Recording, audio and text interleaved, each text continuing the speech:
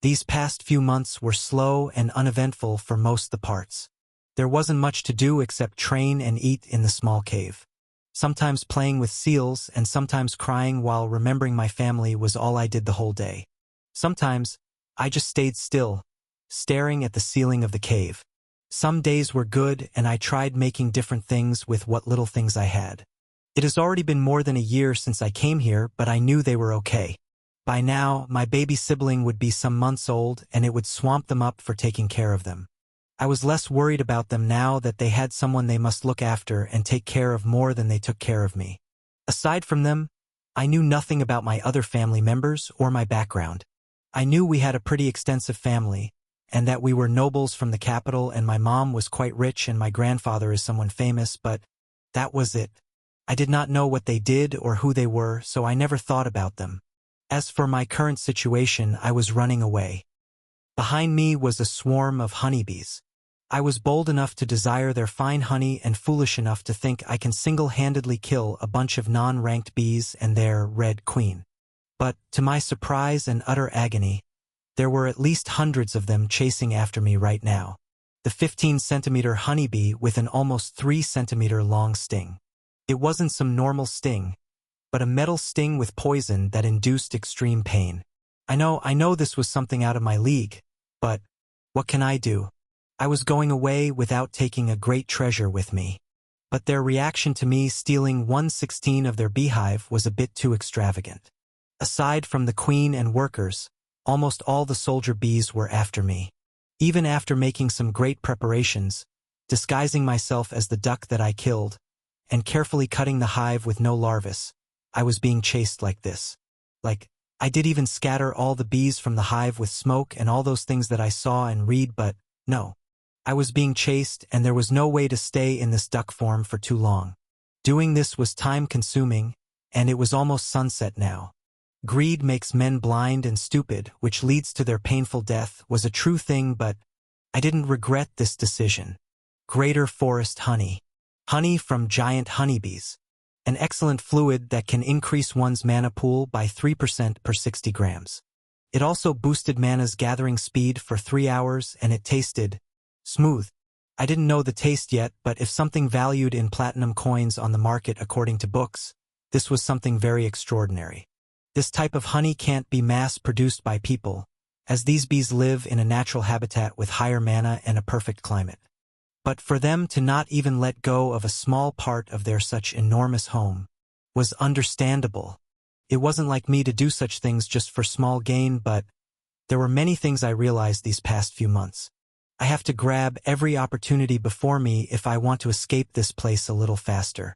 These herbs and resources were just lying there without being used, and if I can use them, isn't this good? Now that I had a storage skill with such a large space that I didn't know the limits of, I could pick up anything that seemed safe. So, I just emptied the rich areas. Without leaving a single thing that seemed to have mana or special properties, I just put everything inside my storage device. I also came to know something very important about this new skill. I can store living beasts inside this white crack. Most storage skills can't store any living thing. It was possible to store them if it was a skill at the level of dimensional magic, but it would then be a skill of at least green rank. That was something complex. So my skill was that special. I had put some carnivorous plants inside it, somehow, and it worked. Now, it would be a good trap in some particular situation, but right now wasn't perfect. The hive they had was almost 10 times my height and almost covered 3 trees. Soldier bees were always disposable in dire situations, so there were always backup soldiers at the hive. I had purposefully lured them back so I could fight them separately. The fire spell was already prepared, so I used Quickstep and reappeared facing them with a bluish-red flame arrow on my bow. Swish! With a straight blast of fire, the arrow burned many soldier bees behind me to crisp. Some managed to evade or dodge them and were now scattered in the air. I didn't wait to kill them or anything and used Quicksteps 2 times and hid as a plant some distance away. It would be dark soon and I was expecting to spend my first night without any roof in this forest. But I couldn't just leave those dead bees or the fire as it was. I had to do something about them and extinguish the fire. The scattered bees returned after a bit and searched for the culprit that stole a meter-tall piece of their hive. But they couldn't find anything, even after 30 minutes of thorough searching. Watching them was a bit entertaining as I ate the fried banana. I had even emptied the banana tree from my previous cave, so I had many things to spend my time eating. After the bees left, I collected the dead bodies of burned bees and put out the fire. It was now night and my first time in the night world of this hell. Time slowly passed, and the night got darker. The great forest of Kamet becomes a different place at night. The tall trees glow in the bright light of glowing plants and flowers. Blue, purple, green, yellow, and red are the most beautiful colors when it comes to flowers and the moss of night. The moon looked more blue and beautiful than what I remembered. It was bigger and seemed closer to this place. The fireflies and beasts with bioluminescence roamed the areas with no care for the world. There were still weird voices now and then. There were still screams of different things from time after time too. There was a weird chill in the air, the same as when I first saw that ghost. I was still mentally scared, but it wasn't that bad. Moving from tree to tree, seeing everything ahead with dim lights and moving things. I was seeing many beasts which I haven't ever seen in the morning.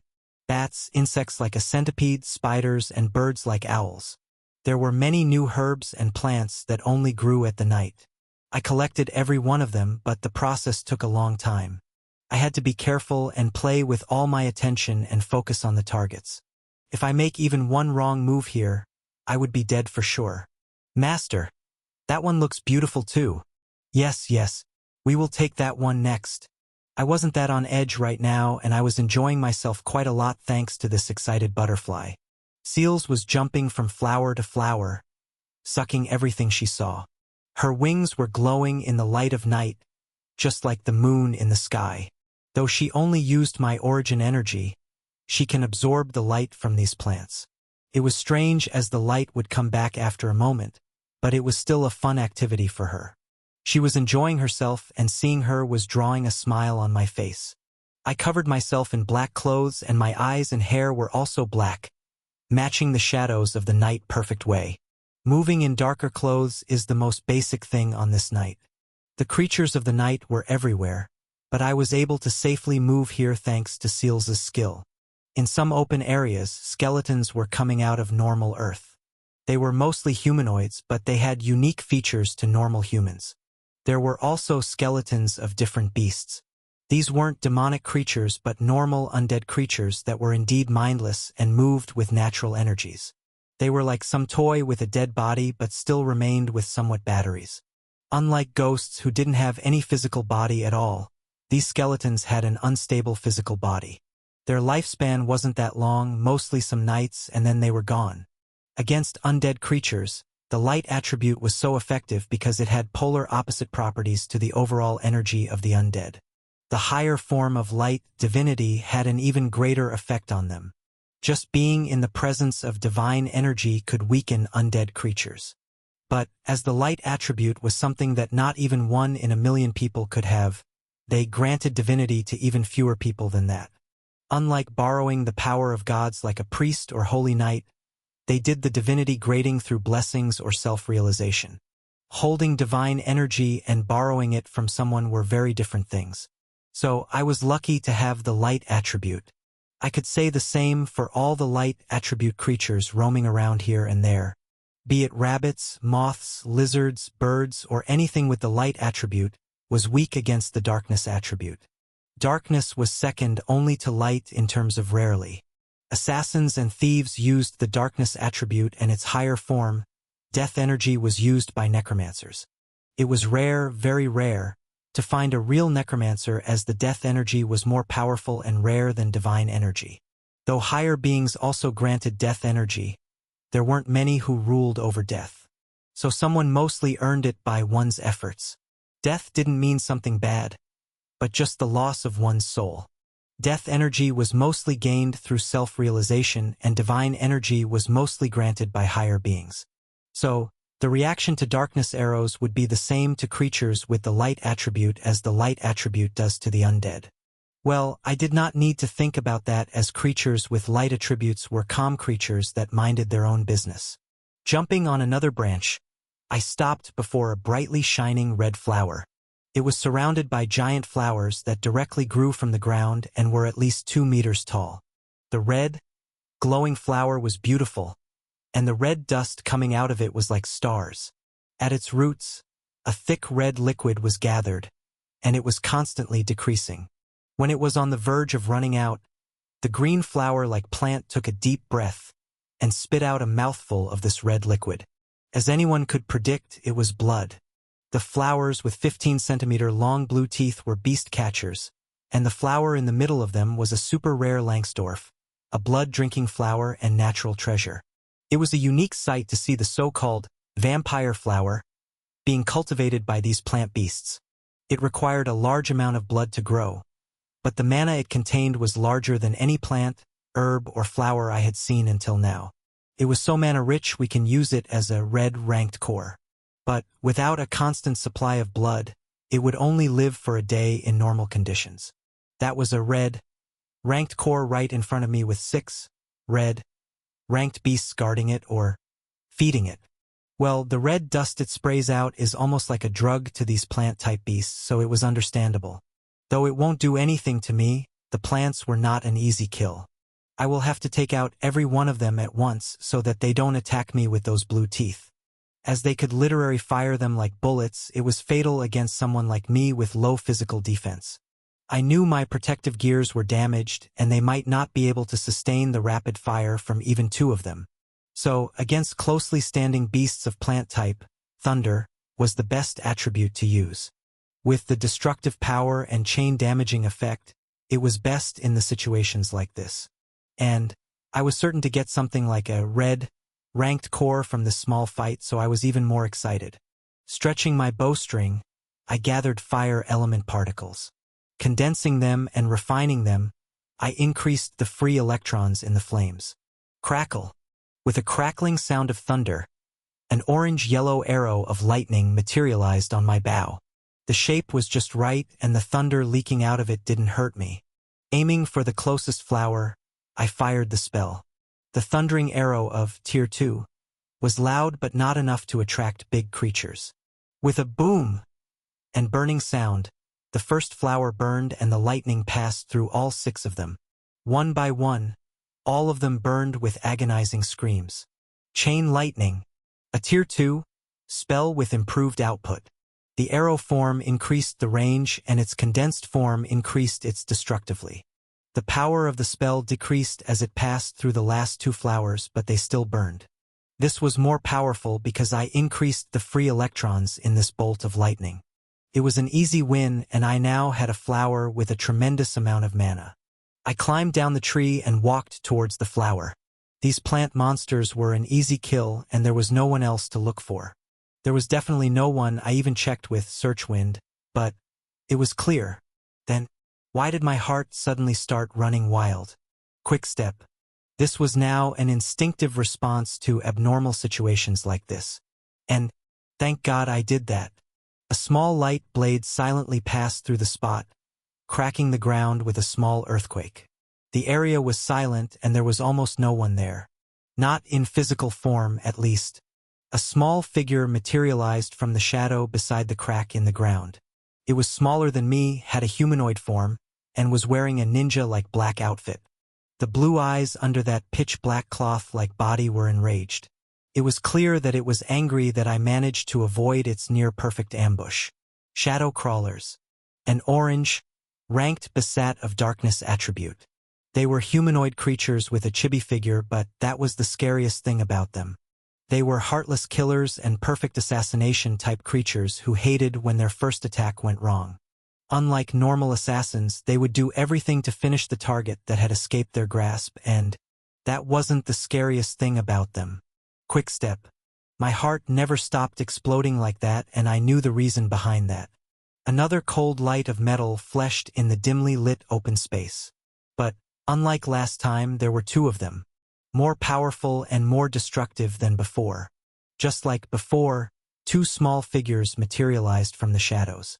One had enraged crimson eyes while the other had chilling ember eyes. All 3 pairs of eyes were locked on me, and I knew I had fallen into the worst-case scenario. There were 3 orange, ranking beasts before me, and they were angry. I knew they won't let me leave, and there was only one thing I could do in this situation. Kill. Or be killed. This was a dangerous situation, but my chances of winning weren't 0. I could still win if I try, and I knew I had to maintain my distance as much as possible. The creatures before me were powerful, close-range, assassination-type beasts. According to books, they didn't have any long-range skills, but they could throw their blades made of shadows to a small distance. A plane was created in that small time we were having an assessment competition. The blue-eyed ninja melted into the shadows, signaling the start of the fight. Quick step. Widening the distance between us, I took out my bow. The red and yellow-eyed ninjas also vanished, and the 3 materialized at my previous spot at the same time I took out my bow. Stretching out my bow, I fired an arrow of light in the air. Flash. A bright light lit up in the open area as the 3 of them closed their eyes strongly, not being able to handle the light at all. I moved towards the flower and put it in white crack. Securing important things was important, and my white crack was the best for storing something with limited time use. It preserved it inside as if time is stopped there. The flower was secured, and I had gained pretty good distance, and running away wasn't an option. The light vanished, and the ninjas disappeared into shadows again. I have prepared light arrows, but now they were on high alert. This fight will be long and mentally tiring. The 3 assassins had near-perfect coordination, and finding loopholes in their attack pattern was difficult. They had Shadow Walk as their main skill, and the blade that materialized in their hand was difficult to avoid if they got too close. The fight was going to be difficult, and I knew that. Taking out a small glass bottle with golden, thick liquid, I took another few steps back and avoided the flaying blade coming toward me. Let's see what this can do. The forest nectar from the great tree. Something that I had in a pretty good quantity. But its quality was still unknown to me. This long fight will be a great help to gather data on this thing. Opening the lid of the glass bottle, I gulped down the honey like thick liquid. It tasted like orange and had a thick but smooth texture. I can use this in cooking if given the chance. But its reaction came a bit different than I thought. As soon as I drank the sap, my wildly beating heart calmed and a bit of sharp pain passed through my mind. It was difficult, but I thought straight and clear. A pure white hue started coming out of my body and enveloped it entirely. The mana in the surroundings started gathering around me, and my mana increased many times. It wasn't a normal increase, and I was sure of that. I felt as if I have reached the next level of the mana nucleus. But I knew this was just a temporary feeling. Fighting them would be a bit easy with this sap. With that, the fight started. The red-eyed ninja had more strength than the other 2.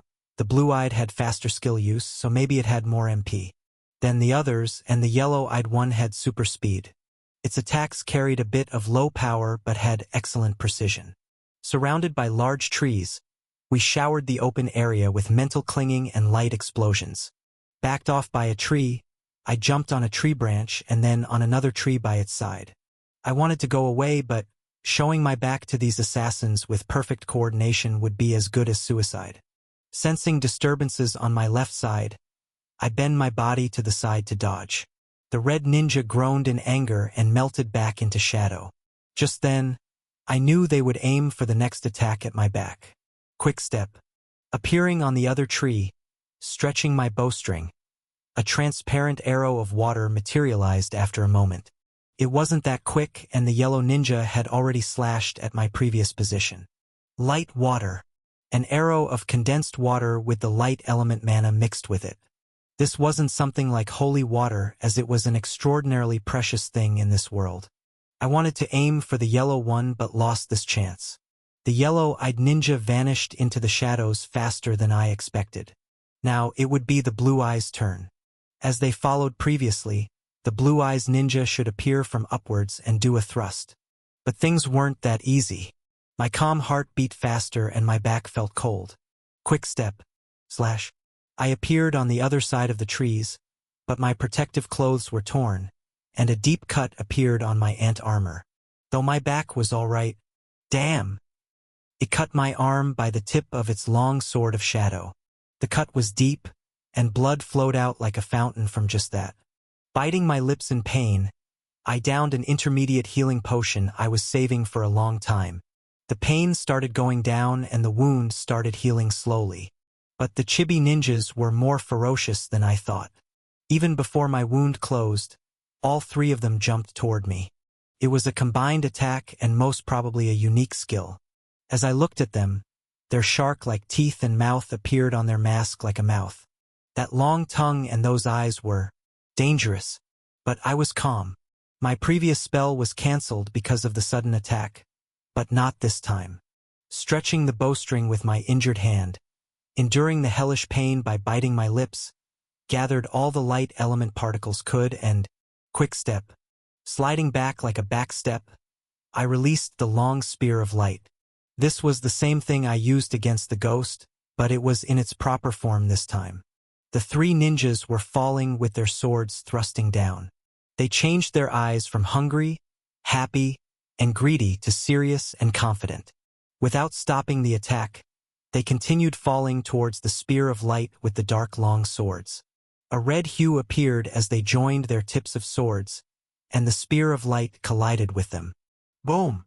The collision was fierce enough to attract the attention of nearby things. I didn't know what will happen, so... Seals! I knew she would know what we should do now that we had a gap in their attacks. With a small yellow light, I changed and turned into something different. The light vanished and three ninjas reappeared in the white smoke. There was a small crater where they landed, and their eyes were bloodshot. A cloud of white smoke was coming out of them after using a combo skill.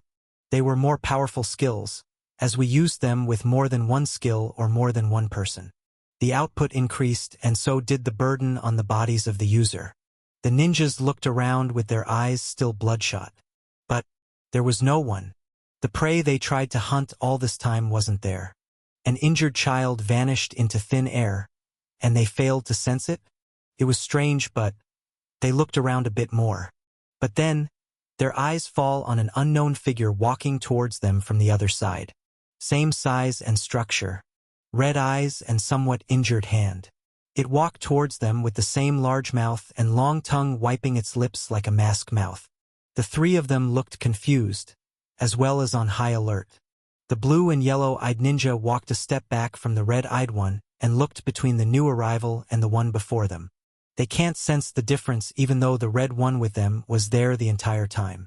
They both were giving off the same feeling and the one that walked toward them was even more realistic somehow.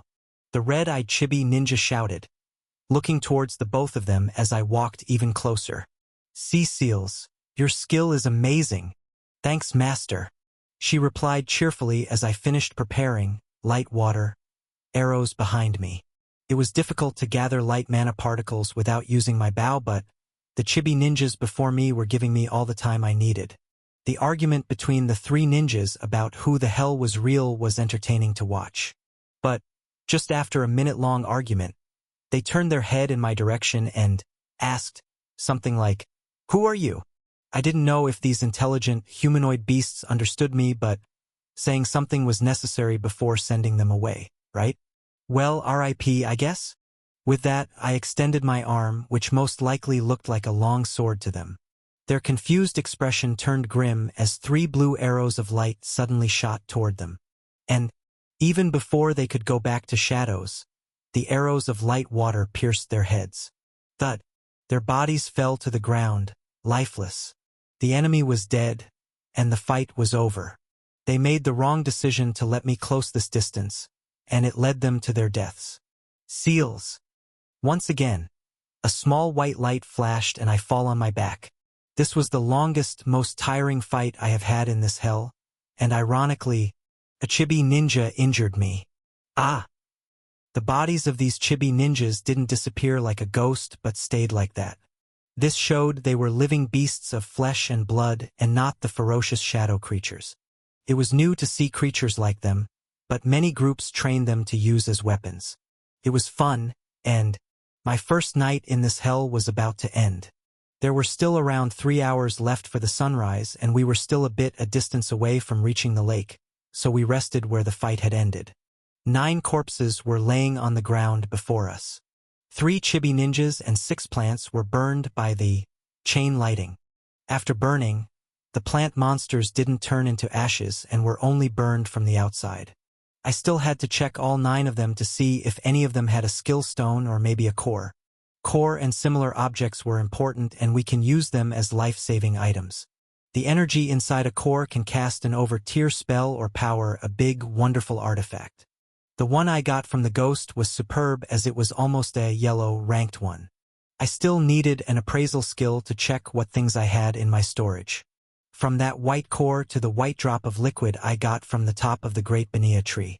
I had even picked up many herbs, flowers, and plants that looked useful or contained mana. It was difficult, but I now had many useful things. And the lake I was going to would have more useful and rare herbs than the one I had. I didn't know what to expect from that place, but I knew I would have to face many tough opponents if I went there. I wanted to avoid it, but it would be a colossal waste of opportunity, resources, and experience. I was following the direction of the sun ever since I started moving in this forest, and I had to cross this lake to go to the other side. The lake was vast.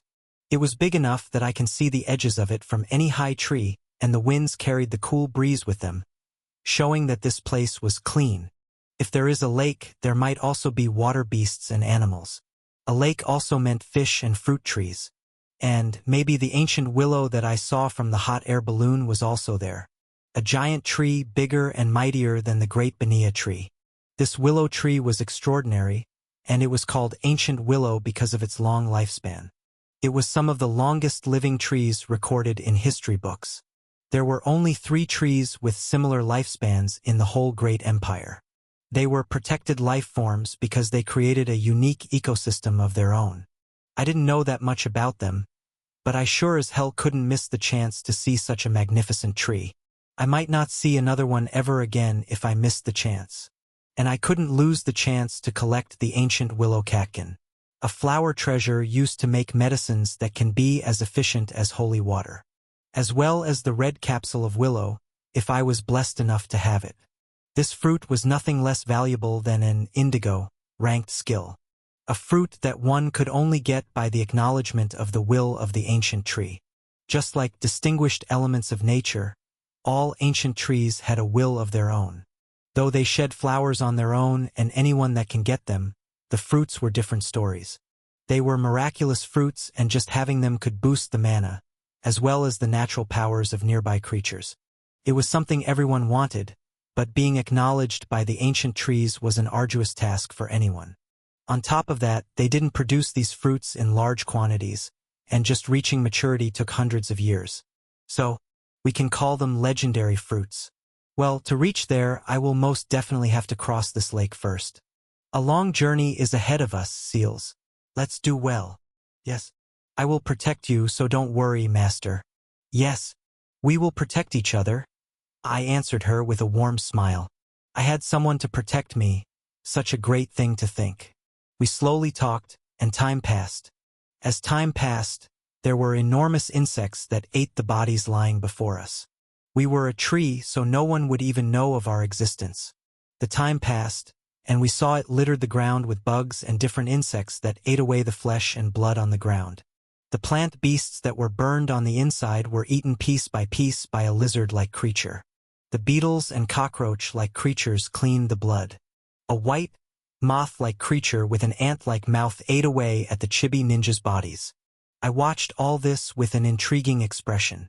One of the reasons I remained in this place was also to see how everything got cleaned up every time I left it outside my cave. After cleaning the bodies, they quietly left the place to find another such feast.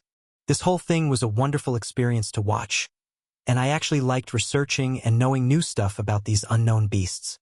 One more thing that I liked about this was the orange-black skill stone they left after finishing the ninjas.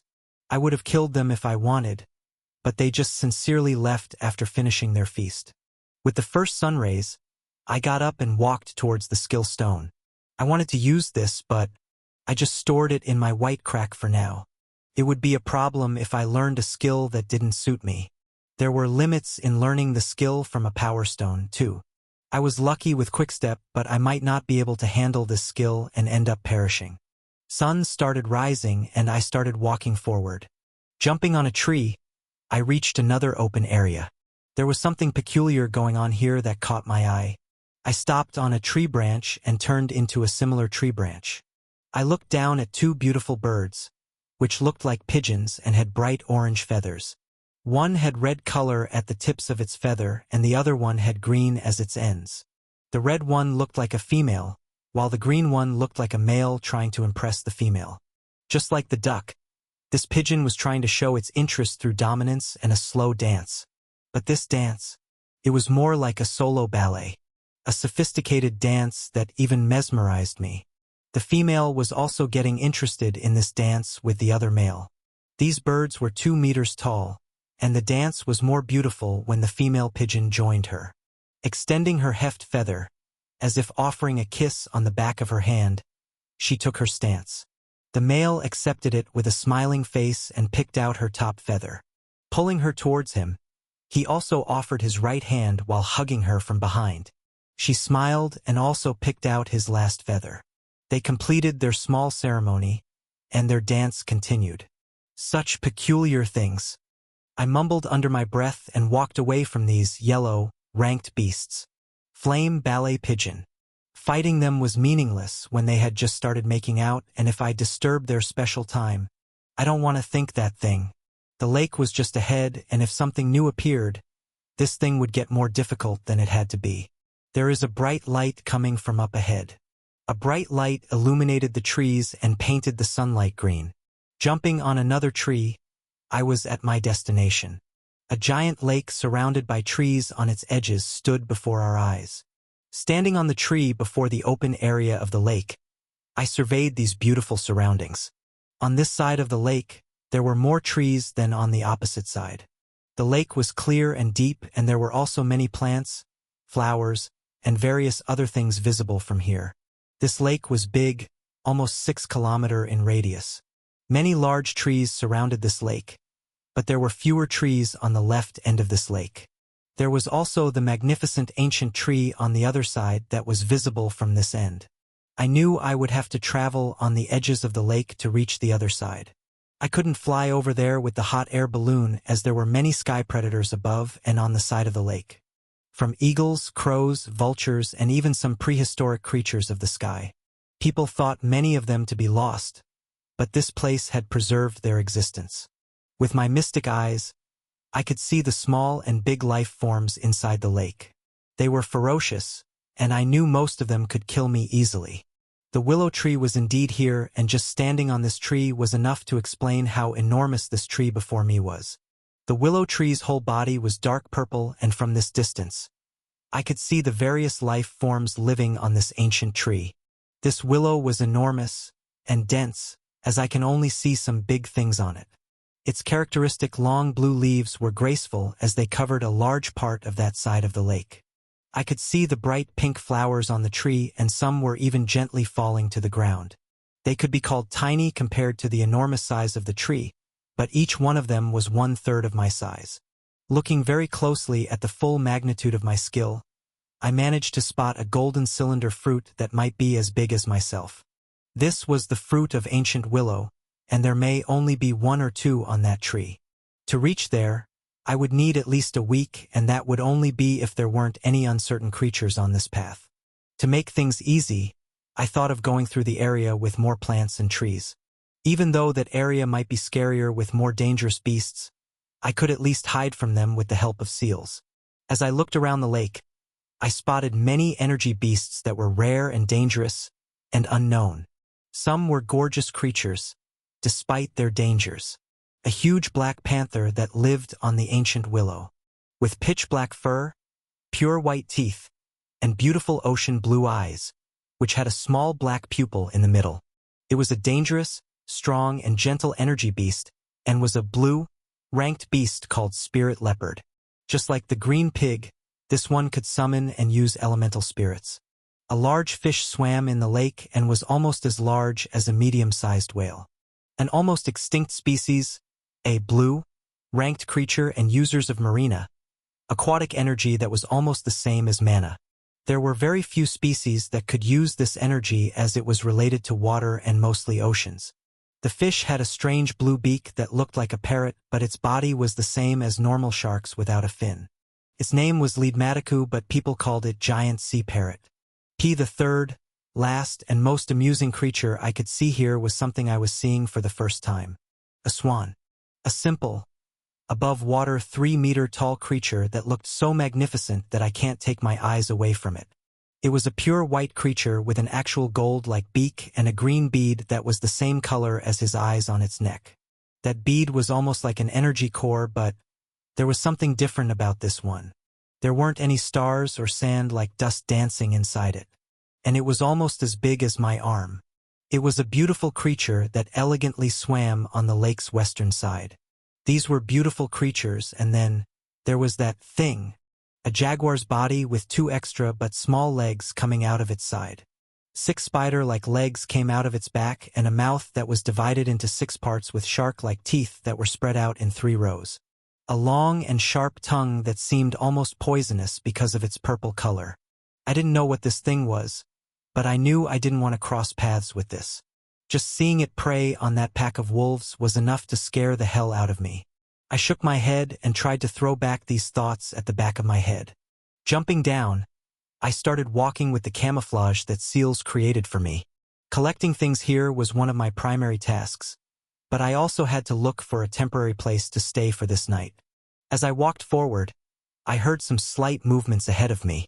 Staying still, I crouched and waited for whatever was coming this way.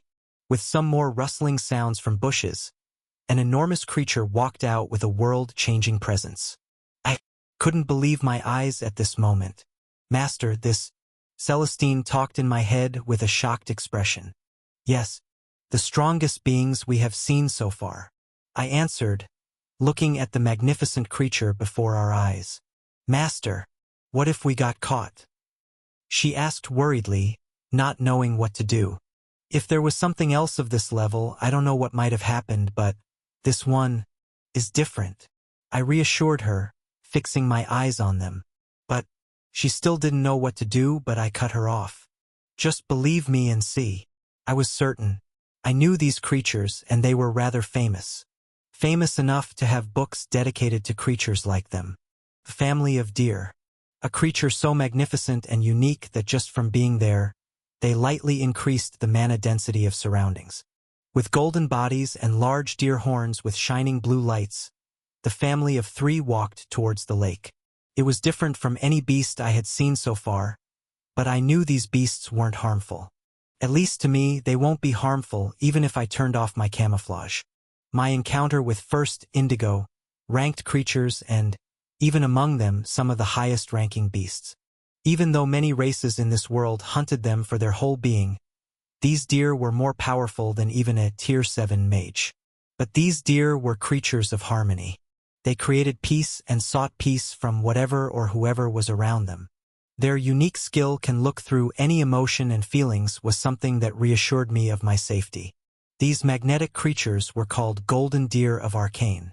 Looking at the 2 adult deer and the small one, which was definitely their baby, I stopped the tears at the end of my eyes. It has been more than a year and I was still nowhere near escaping this place. Looking at them, just walking together like this was enough to wet my eyes. This was a family and I wasn't with mine. Maybe the big deers sensed those things somehow and looked around in confusion. I didn't know if they can see me or just the emotions, but I thought it was because of my emotions. Seals. Let's go meet them. I suggested as my eyes locked on the baby who was looking at his parents in confusion. Yes, master. There was still hesitation in her voice, but she lifted the camouflage. I stood up and looked at the deers who were confused by the sudden appearance. This also confirmed that by now, Seal's skill cannot be looked through by even indigo-ranked creatures. Her skills would grow even more as I grew strong, so it meant she was much stronger than I thought. Once again, I was glad she was with me. With a small nod, I walked a few steps. All 3 of them looked at me and I looked at them. Their eyes were very special as they looked through the emotions and hearts of others. As our eyes met, all 3 of them had a very sad expression in their eyes. I knew They understood my emotions. Emotions that I suppressed with great difficulties. Emotions of loneliness and longing. The emotions that I knew would break me if I were to let them flow out of that strong dam. I knew that they knew. The baby deer was even sadder than his parents. Maybe because it was a child like me. Maybe he thought about how he would feel without his parents. It was devastating for them. Even more for a child who has seen little of this world's cruelty. Looking at his parents, the baby asked something. They both looked at me and then back at their child. The mother said something that made the child jump into the excitement. It was cute to see the child so happy, so it sent a smile to my face too. The child then looked at me and started walking forward. I didn't know what he was doing, but I also took a step toward him. Standing before each other, I looked into his eyes. They were pure, innocent, and filled with wisdom. Even though it was just a child, it at least knew more about emotions than me. The presence it gave off was also close to the mother snake, but a bit different. Closing its eyes, the baby bows down on one knee like greeting me. This gave me an idea of what this child was trying to do. It was shocking, and I wanted to deny it as a stupid thought, but couldn't. Looking at the bowing child, I also bent down on one knee and extended my hand as a greeting. I didn't know if I was doing okay, but from the cheerful expression of the child, it looked like it was right. The child stood up, and after him I also stood up. Looking at him with a confused expression, I blinked. I knew it would understand my thoughts, and hopefully it did. Walking forward, it came before me. It was a baby, but it was still as big as me in height. Its deer horns were small, and it was still many years from reaching adult age like its parents. Signaling me to bend down, it raised its head. I came before him and sat just beside his face. Closing his eyes, he waited for a bit, as if thinking about something. Now, I was sure, and I still couldn't believe this. "Master?" Seals asked in confusion. It was very confusing to her. Not only this child's behavior, but this whole situation. "It's giving me a gift," I answered warmly while chuckling inside. "Arcane." This special energy was purer than normal mana in the environment and more refined energy than simple mana. It was above mana in terms of power, and it could be compared to the spiritual energy of nature. But it wasn't on quite that level. Creatures that used arcane energy are good at defense magic as well as support magic. Attack magic skills powered by arcane energy are powerful, but they are mostly only used by creatures like adult golden deer because of higher purity. Some races mostly captured golden deer on a legal basis not only because of their skills, body parts, and use, but also because of their ability to condense arcane energy. This condensed crystal was nothing less valuable than a yellow ranked core. These condensed forms of arcane tears were called golden tears. In the Empire, these golden deer were protected because of their low number and decreasing population. They mostly lived in a protected territory, and only the ones they saw as pure could receive these gifts. Controlling their skill was hard, and for such a young child to give this gift increased its specialty. After a full minute of deep concentration, the baby deer opened his eyes. Its deep blue eyes glowed, and slowly, a small tear slid from the end of those beautiful eyes. The transparent and normal tear fell on my palm, and a new reaction started around it. Mana particles surged inside it, getting visible as its density increased many folds. It slowly turned gold and then began crystallizing. After another minute, the crystal was finished, and it was amazing. A tear-shaped crystal that was as big as my hand rested in my hands. This was unusual, and I knew the reason. We heard the sound of his mother and looked behind. Dad walked up a step and looked at his child in surprise. They talked through their eyes, and they understood what was going through his mind. It was a childlike behavior, giving some pitiful person something more than necessary. It wasn't bad, but you use a large amount of concentration and your energy to create these crystals. This child has overdone itself this time. And as all parents would do, his parents were scolding him. Well, looking at them was painful in itself. But I was happy. All three of them understood this, and the father sighed. Cuddling his baby, they walked back. The child looked back at me when they were leaving after saying goodbye and drinking water from the clear lake. Its eyes were too easy to read, just like a little child. Be safe and get back to your loved ones. I smiled and waved goodbye to them, and also thanked him for giving me such treasure. Looking at the golden gem, I sighed. See, seals, not all powerful are cruel, and not all cruel beings are powerful. I will remember that, master. I sighed and put the golden tears inside the white crack. Not much time has passed in this place, so I had good enough time on hand to find a place to spend my night. Such fortunes. Kind and warm encounter. I sighed in helplessness. I remembered time after time. There was still kindness in this hell. This day was amazing, and I was happy. I met a special, indigo, ranked beast family, played with a baby golden deer, and received a special gift from him before parting ways. A day that I started with a beautiful view of this large lake and willow tree. I saw some beautiful creatures and some terrifying beasts. I was happy that this day was going so well that I almost forgot something important. Hell will always be a hell, even if you see miracles inside it. I knew this was a harsh thing to say, but I couldn't say anything to deny that. You bastard! Why are you even chasing me this? I shouted as I ran while clenching my other hand. Swish, swish, swish. With bloody hands and torn back with a large, deep cross scar, I panted.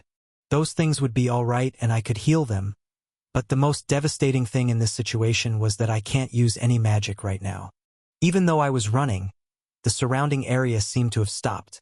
I was running with all my might from the large tree chasing after me. A large tree-like beast that chased after me like I was just the thing he was waiting for all his life. With a real tree-like body with tree-like limbs and a bright yellow light where eyes should be, it frantically chased after me. I didn't know something like that existed, but it was an anti-magic skill. This tree ant was using an anti-magic skill to freeze the surrounding mana around me. This thing was the reason I was injured like this. While searching for a place to rest for tonight, this fellow suddenly came out of nowhere and started attacking me. Though I detected it because of my heart, its attacks weren't a joke. We battled for almost 3 hours, keeping each other in check, and I was barely keeping up against this almost green, ranked beast with quickstep and perfect disguise, but then it started. The yellow light came out of its eye that surrounded me. It restricted the surrounding mana around me. I can't regenerate the mana I had used, and all I had was the existing mana in my mana nucleus. I was trying to run away all this time, knowing this fight was pointless from the start. There was no way I could win against this unfamiliar, green, ranked creature. I ran, and tried to get away from it using quickstep, but it was of no use. This fellow was dead set on catching me. I was now feeling dizzy from all the blood that I lost and the fatigue from the fight. I can't use any magic spells, but there was still a way to use them if I used the beast cores I had. But it would take a long time to take it out and channel the energy inside it. Thump, thump. The goose chase continued the same way it had been. What the hell is this persistence? Like, for real. I hid by changing my form many times to hide, but it never gave up on catching me. The good day that was going smoothly had turned into a mess. But I had this strange feeling from the time I started running. This ant attacked, but those attacks weren't fatal. Knowing my body, I knew it perfectly aimed them at non-vital points. Even my injured arm was somewhat usable. What the hell was this thing trying to do with me? Still running, I took out a potion from my storage device and drank it without hesitation. Gulp. It was my second last healing potion. Now, things would be complicated if I got hurt. I did find some herbs with healing properties and good mana that can be turned into a medicine that would work as a potion, but that thing would have to wait. It would be sunset in a few hours, and I had no idea what I would do at night in this condition. Turning around, I glanced at the ant. It was furious, angry, and sad? What the hell? It's sad after making me like this. I shouted and kept running. Master, I don't think it wants to hurt you. I know that much by now, Seals. But what would you expect me to do when it's chasing me like this? What if it attacked me again in a fatal spot and I die? There was a possibility, and I knew it wasn't a small one. And I didn't even have any way of defending myself without mana. Or, maybe I have. A thought crossed my mind, and it seemed strangely possible. Seals. Let's do this. Thump. Jumping up with a rock as support, I took out my bow from my storage device with 3 arrows. Finding it wasn't easy, but I managed to find some mana wood. Here, a log of wood with high mana inside them. With them, I was able to create these test arrows. I didn't know if they will work as they were supposed to, but I hoped they did. Quickly arranging the red, green, and white arrows on my bow, enduring the pain from my still healing hand, I stretched the bowstring. Crackle. Still, in the air, I channeled whatever mana was remained in me to spare. If this works, there is going to be a problem for sure. Swish. Swish. Swish. I released the arrows at the end in the distance. A green string appeared between them, and they joined together. The white arrow started integrating. Red glowed brightly and the green vanished. The arrow's spinning increased, but it somewhat slowed down and started falling towards it. Boom! Small mana explosion. It was something that the military used, but it was an artifact in its full form. Something that used mana as a base to create explosions at the level of a missile. It wasn't some normal magic, and in its complete form, its pure destructiveness was almost at Tier 4 level. The white arrow was something that was made with materials with super high mana density. If I have to put this one arrow into value, it would be as valuable as a red ranked core.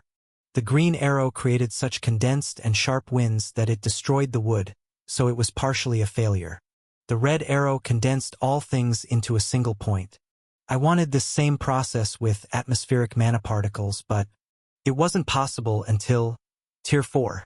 But this experimental arrow was a 40% success. The explosion was big, perfectly hit the ent, and I knew it did at least some damage. A black smoke screen covered the ent. The skill that was blocking my mana supply all this time was cancelled, and I was one with mana once again. Phew!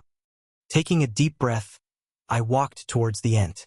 The explosion had scared a nearby small creature, as it was great enough to be called a 9XZ missile from my previous world. A small crater was formed on the ground before the ent, and the ent was quite surprised.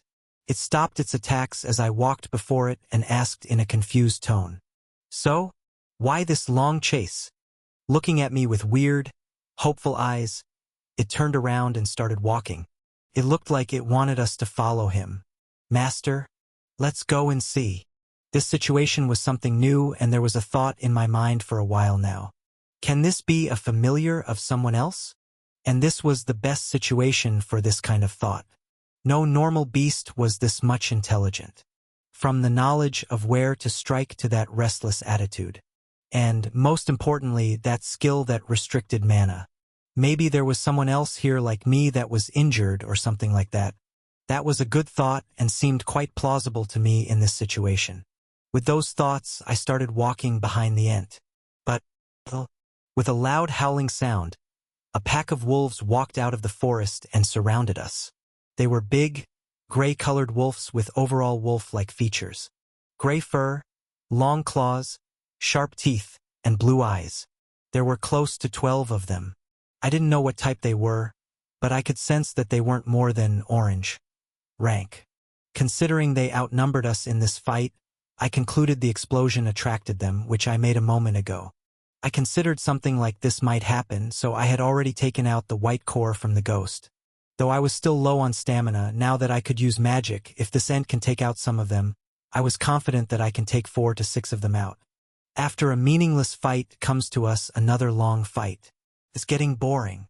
It would be boring to everyone in some novels if some boring things like these continue happening over and over. But, well, the explosion was fun. A smile spread out on my face, and I once again took out my bow. Holding the small, silver-white core in the other hand, I looked at the ent to ask for a hand.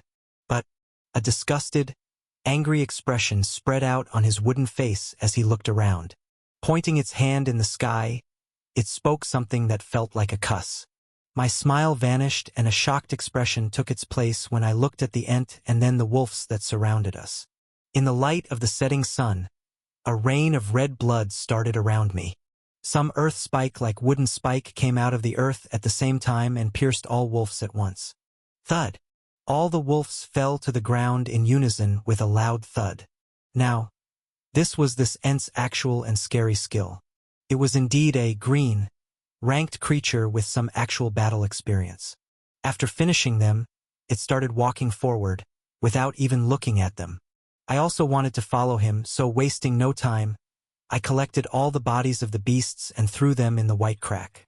Following the Ent, I walked on the opposite side of where I needed to go.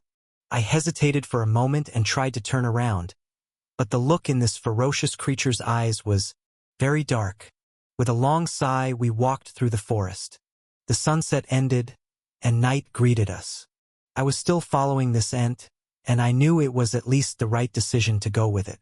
Mostly, no beast attacked him even as it walked past them. It was cool as a bunch of red, ranked beasts just ran away from him.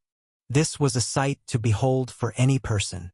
The difference in power could be felt very naturally just from being in its vicinity. After walking for an hour, we reached an enormous tree, or trees. 3 trees that were as massive as the Great Banya tree were joined as one. One on both sides and the other one in the middle. All the trees were surrounded by many glowing plants and moss, and there were many significant insects with light. This open area was vast, and it looked more like a large room as it looked like a closed space at the night. Many creatures were gathered in this open area and were sitting on the ground before something that looked like a wooden altar. There were many creatures from unranked to orange and yellow rank. These were other Ents too, and some of them even looked older than this one. Before I could look at the brightly lit altar and find out what exactly was going on, 3 creatures blocked my path. It surprised me to see these enormous creatures. One was an older-looking Ent, a creature that looked like an orc, and a humanoid creature with a hippo head. All 3 of them looked at the Ent that brought me here, and then the orc in the middle walked forward. Just being near them was giving me goosebumps, as every one of them was at least a blue, ranked creature. Something big was happening in this place right now, and it was not somewhere I should be. Why was I here, and what can I even do in a place filled with all these beasts?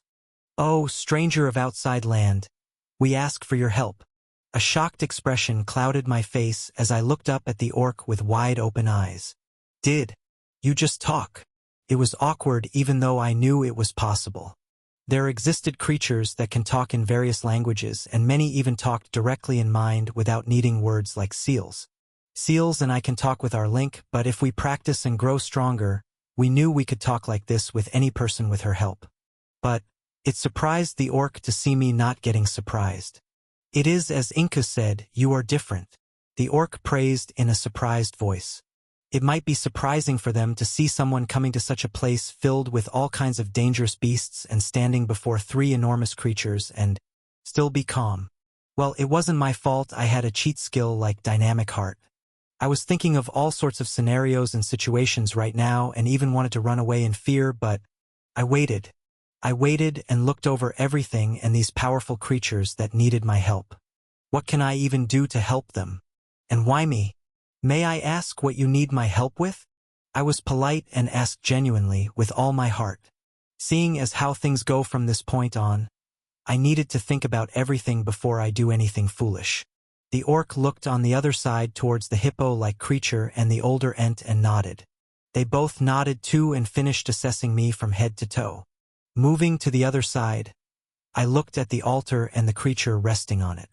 It was a peculiar creature, shining with bright light, and on top of everything, it was small.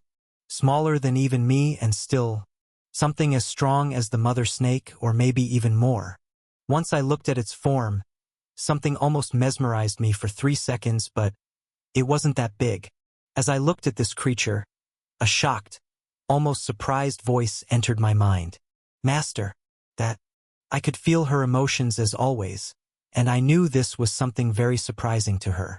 This was her first time seeing someone like her, after all. A pure white squirrel was resting on the colorfully decorated altar as white particles escaped out of her body. The squirrel was almost 1 meter without her tail and with pure white light coming out of its body. It was even easier to guess what this creature was. Something similar to seals and something that great nature gave birth to. This was a special existence that was not well at all. An origin beast that was going through a hard time maintaining its existence. It wasn't dying like seals, but its existence was fading because of some unknown reason. Fading out of existence would also mean its soul was integrating into nature. But, seeing how it was so slow, it was definite that it wasn't a normal situation. What the hell is happening to her? I asked, turning my head towards the orc. Seals was nervous right now and I could feel it. Her behavior was normal, as it was her first time seeing someone like her own. But seeing her in this state would definitely make her sad. This is a soul illness that isn't well known. If you are the unfortunate creature to get caught by it, just the thought of it is devastating. He answered with a sad voice as he looked at the squirrel. A soul illness that can affect a origin beast? We possess little knowledge of it. But we know the cure as the master cures it when other beings in this forest fall victim to it. The orc answered, not taking his eyes away from her. Master? She cured others. It was surprising to know she was a master of all these beasts, but it was more surprising to know the squeal knew about a cure for something like this. This soul illness was a doubtful thing, and this cure was also something that didn't go well with me. Just then, Seals came out and sat beside the squirrel. Master, remember that thing you got from the top of that gigantic tree? Seals suddenly shouted. What do you mean? Oh, that thing. I was confused, but a light suddenly flashed in my eyes and I shouted. But, oh, Mother Nature! I heard a sharp gasp and turned around. The orc was looking at the squirrel. No, he was looking at my seals. His eyes contained signs of shock and respect. As I looked around, not only the orc but also the hippo-humanoid, old Ent, and many creatures behind them were looking at her in shock. Even the Ent that brought me here was looking at Seals as if they were looking at the squirrel laying on the altar. What's wrong? I asked awkwardly as I looked at them. I knew Seals was special, but that respectful look in their eyes was more than just a random surprise. Oh, the person of the outside lands. No. Oh, Great One, forgive our rudeness. The orc bowed his head, and not only him but all the creatures present bowed their heads respectfully. What the hell was this? How did my survival journey become occultism? Why are these powerful beasts praising us? The hell are you all doing? I shouted, taking Seals in my hand and going a few steps back in shock. Oh, we didn't mean to surprise you. The orc hurriedly apologized and started explaining what was going on. This one was more intelligent than I thought. As I listened to him, many questions started popping into my mind. So, in short, this origin beast squirrel here is your master. As there are very few beings purely born from nature, every such being is highly respected by certain groups of beasts. In particular, origin beasts such as your master and Seals who possess affinities with all natural elements are worshipped, and only those with an affinity for all natural elements can get this soul essence from great trees or similar. I repeated as I played with the glass bottle with a white fluid in my hand. I knew Seals was special and I loved her, but seeing some beasts worship her. No. No. No. No. Nope. Those things were a big no-no.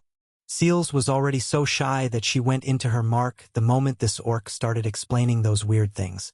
His bullshit was intriguing and I would remember it anyway, so thinking too deeply about it would be a waste. This soul essence thing was indeed rare, and taking it with me at that time was a wise decision. Each great tree or similar large trees only produced one drop every year, and that drop can only be taken by those with all 6 elemental affinities. We didn't know the reason, but we can only separate the drop from the tree crystal when you have all elemental affinities.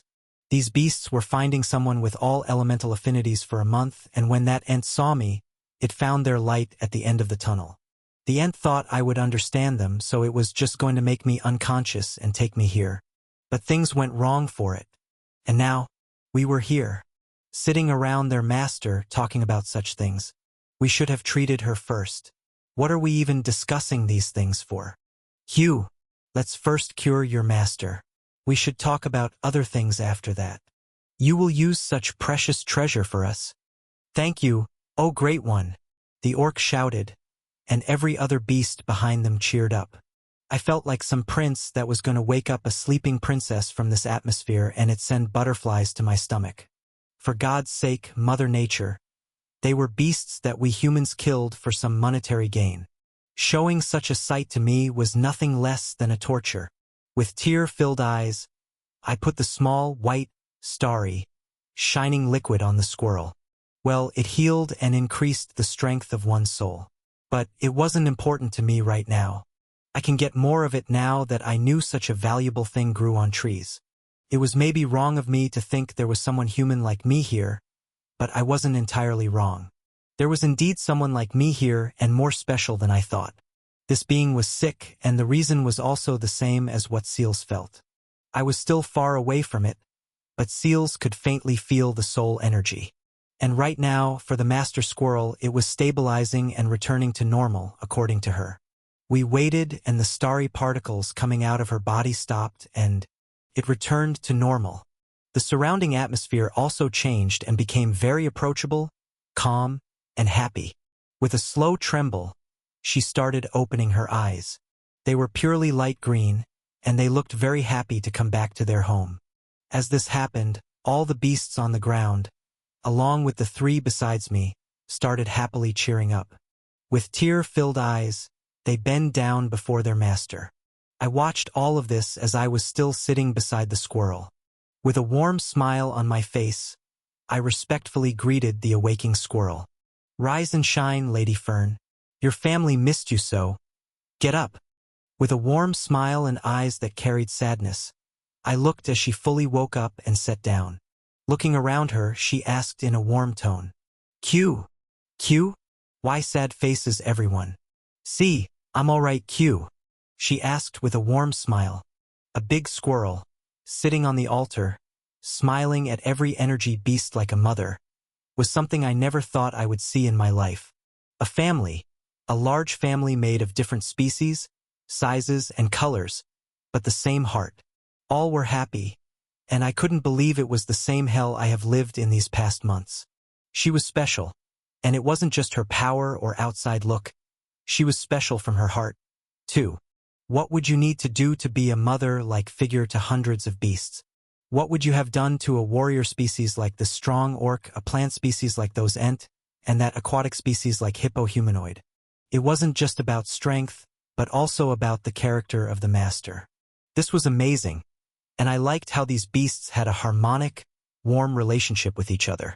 As I was looking at this scene with a warm smile, Lady Fern turned towards me. She was also cheerful, and it reminded me of Mom, which I couldn't help with right now. The sole tear that brushed my cheek was warm enough to feel on my already heated body. Seeing this, a small smile spread out on her face and she sighed. Hopping closer to me, she cleared the tears and patted my cheeks with a small smile. Don't worry, guys. You will reunite with them, she said, looking into my eyes. It was a calm touch, and I felt calmer than even with my dynamic heart. This tranquil feeling seemed unreal to me. Yes, I knew I would be with them. It wasn't a question to begin with. But the long time away from them was still difficult. With a sigh, I took a step back and watched her up and down. Are you all right now? I asked, looking at her bright self. Nothing good would come out of talking about my parents. Yes, thanks to you. I'm perfectly fine, Q. She jumped on the altar and patted her chest, saying she was okay. She clapped her hand and looked at everyone in the room. Ok. Q, everyone, don't worry and go to sleep. As you can see, Q, I'm safe now. I have many things to talk about with my saver. She jumped down from the altar and greeted everyone. Every beast here was happy and many of them were crying tears of joy. Some baby beasts even went to sleep while crying. Even their mothers were worried sick about her. Watching all this, I strangely remember those animated moves from my previous world. But this was different. Fern was a master, a ruler, a family, a mother figure, and pillar. A pillar supporting all these lives present. They believed her, looked up to her, and loved her. Watching all this made me rethink this place I called hell. Sitting on a large tree branch with Fern, we looked up at the beautiful blue moon and twinkling stars that filled the sky. This magnificent view was something I was seeing for the first time in my life. I could see more stars from here than in my previous home, and the moon was somehow more beautiful than normal. It was an extraordinary scene. Sitting beside me, Fern started talking while still looking at the moon. "Axion, would you be my friend?" Her genuine tone surprised me, but it was a really tough question to answer. Taking my eyes away from the moon, I looked down and fall into deep thoughts. I never had any real friends. When I was young, I feared losing friends more than anything. After I started playing games, the people I met weren't my real friends. In my line of work, there weren't friends or colleagues, but either acquaintances or customers. There was no one I had to call a real friend. If I were to be friends with someone, I wanted that person to be my real friend. And I didn't know this being that well to let her have my friendship. "No," I answered, looking at her. A sad expression appeared on her face, which created guilt deep in my heart. This was a strange feeling that I knew wasn't my genuine feeling, but I somehow couldn't deny them. This was a strange, genuine sadness that seemed too real to look away from. What the? I wanted to understand what was happening, but before I could, Fern flinched. "Oh, sorry. I didn't want that." She tried to explain but went into a panic to even talk about anything. She was a mess when she went into a panic like this. Okay. Calm down. I'm not angry or anything." Reassuring her that I was okay, I patted her head, which was just slightly bigger than my hand. On that, she almost blushed and sat down while looking down. It was funny how someone that was almost a ruler, a leader, and a mother figure acted like that. Still looking down, she started explaining what that was. "As you know, origin beasts are different from normal beasts. Just like Celestine is a crystal butterfly, I'm a helper squirrel. Someone like me helps other beings in nature. Just like Celestine has a special skill and I have a special power that you just saw. I can become close to anyone very quickly. Stimulate positive emotions so that they can endure negative emotions and others believe me quickly. Everyone that was with us today has been part of my family. I couldn't help them in physical matters, but I can help them emotionally. It's a useless ability, but everyone is still grateful to me, so I also believe in everyone. Earlier, I thought I can help you when you were remembering those special to you and holding back your tears and pain. But, just like right now, looks like my ability doesn't work on you like everyone." She was once again sad while saying her ability was useless, which was not true at all. "Look here, Fern. No ability is useless. And yours is something very special," I said and patted her head once again. Her ability to control emotions was something really unbelievable. Imagine someone who can make you happy or ease your pain even though you are having emotional breakdowns, psychological problems, or stress disorders. If given a chance, she could cure many creatures, mostly humans, suffering from mental problems. This was a phenomenal ability and I might have loved to have her use it, but not for the pain of not being able to see my family. It was my pain and also my motivation, my idea, and my short-term goal. She was a good person and I can feel her sincerity. Not the one that her ability was showing, but her real self. I could tell with my heart. She was safe. "You know what, Fern? Let's be friends?" I smiled and extended my hand for a handshake. She had friends, family, and people to look after, but I knew she didn't have a genuine friend. So, she can be my first true friend, and I can be hers. Looking at me with her confused, dark green eyes, she asked in a cracking voice, "You will?" She had come back to her normal, happy self just after hearing that, and a smile was plastered on her face. That sudden change of reaction of this big, cute squirrel was unique and also funny. "Yes, we should become friends," I repeated and pointed at my hand. She was confused but awkwardly grabbed it with her hands, which were just a bit smaller than mine. I smiled and shook it. It was good to see her reaction to this new form of greeting. She had chubby cheeks, and it was cute to have a friend like her. But I didn't know how long I would be with my first genuine friend. As if to read my thoughts, she spoke in a melancholy voice. Don't worry, I can't stop you anyway. I have a family to look after and you have a family to go to. My little friend was wise. She knew I can't stay here for much longer even if I wanted to. It was good so I can rest here for today and maybe tomorrow too, but not longer than that. Fern and I talked about ourselves as the night passed. Seals also came out and greeted Fern. Fern was born right here where 3 gigantic trees gathered as one.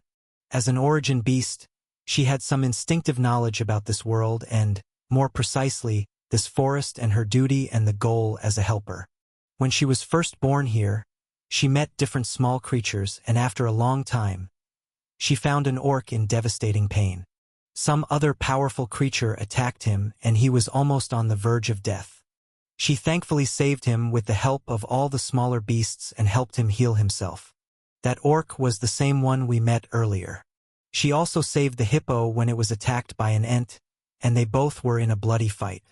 With the help of Gar, the orc, they resolved this fight between them and made them part of their family. They were the hippo humanoid and older ent I saw earlier. The ent that used mana restriction was a special case. It was his special innate skill that he was born with. In human age, he would be the same age as an infant, meaning he was a child. She was happy and excited when she told us about how she met everyone and how they followed her, despite her strong denial. Fern was more than 100 years old, but when compared to a human, she would be even younger than me. Unlike seals, whose natural lifespan wasn't even a year, most other origin beasts lived longer than the most common species in this world. After her jumping and dancing story, it was my turn. I didn't want to recall the events of those horrible times, but I can say them to her. It wasn't entirely because of her ability, but also because I wanted to tell her. I talked, but I didn't cry. There was just longing and resentment. There were still some matters that I never talked about the accident, but I knew, aside from me, only Dad knew what had happened that day. Though I didn't cry, both of them were crying. Master. Hick. Don't worry. Hick. Seals was reacting a bit too sensitive, as she can feel all the emotions that I felt. It was just like her. But, on the other hand, Fern was more loud. Aeon. Oh, poor soul. How cruel. Those bastards. Most of what she was saying didn't make any sense at all. But I did get some idea from her emotional look.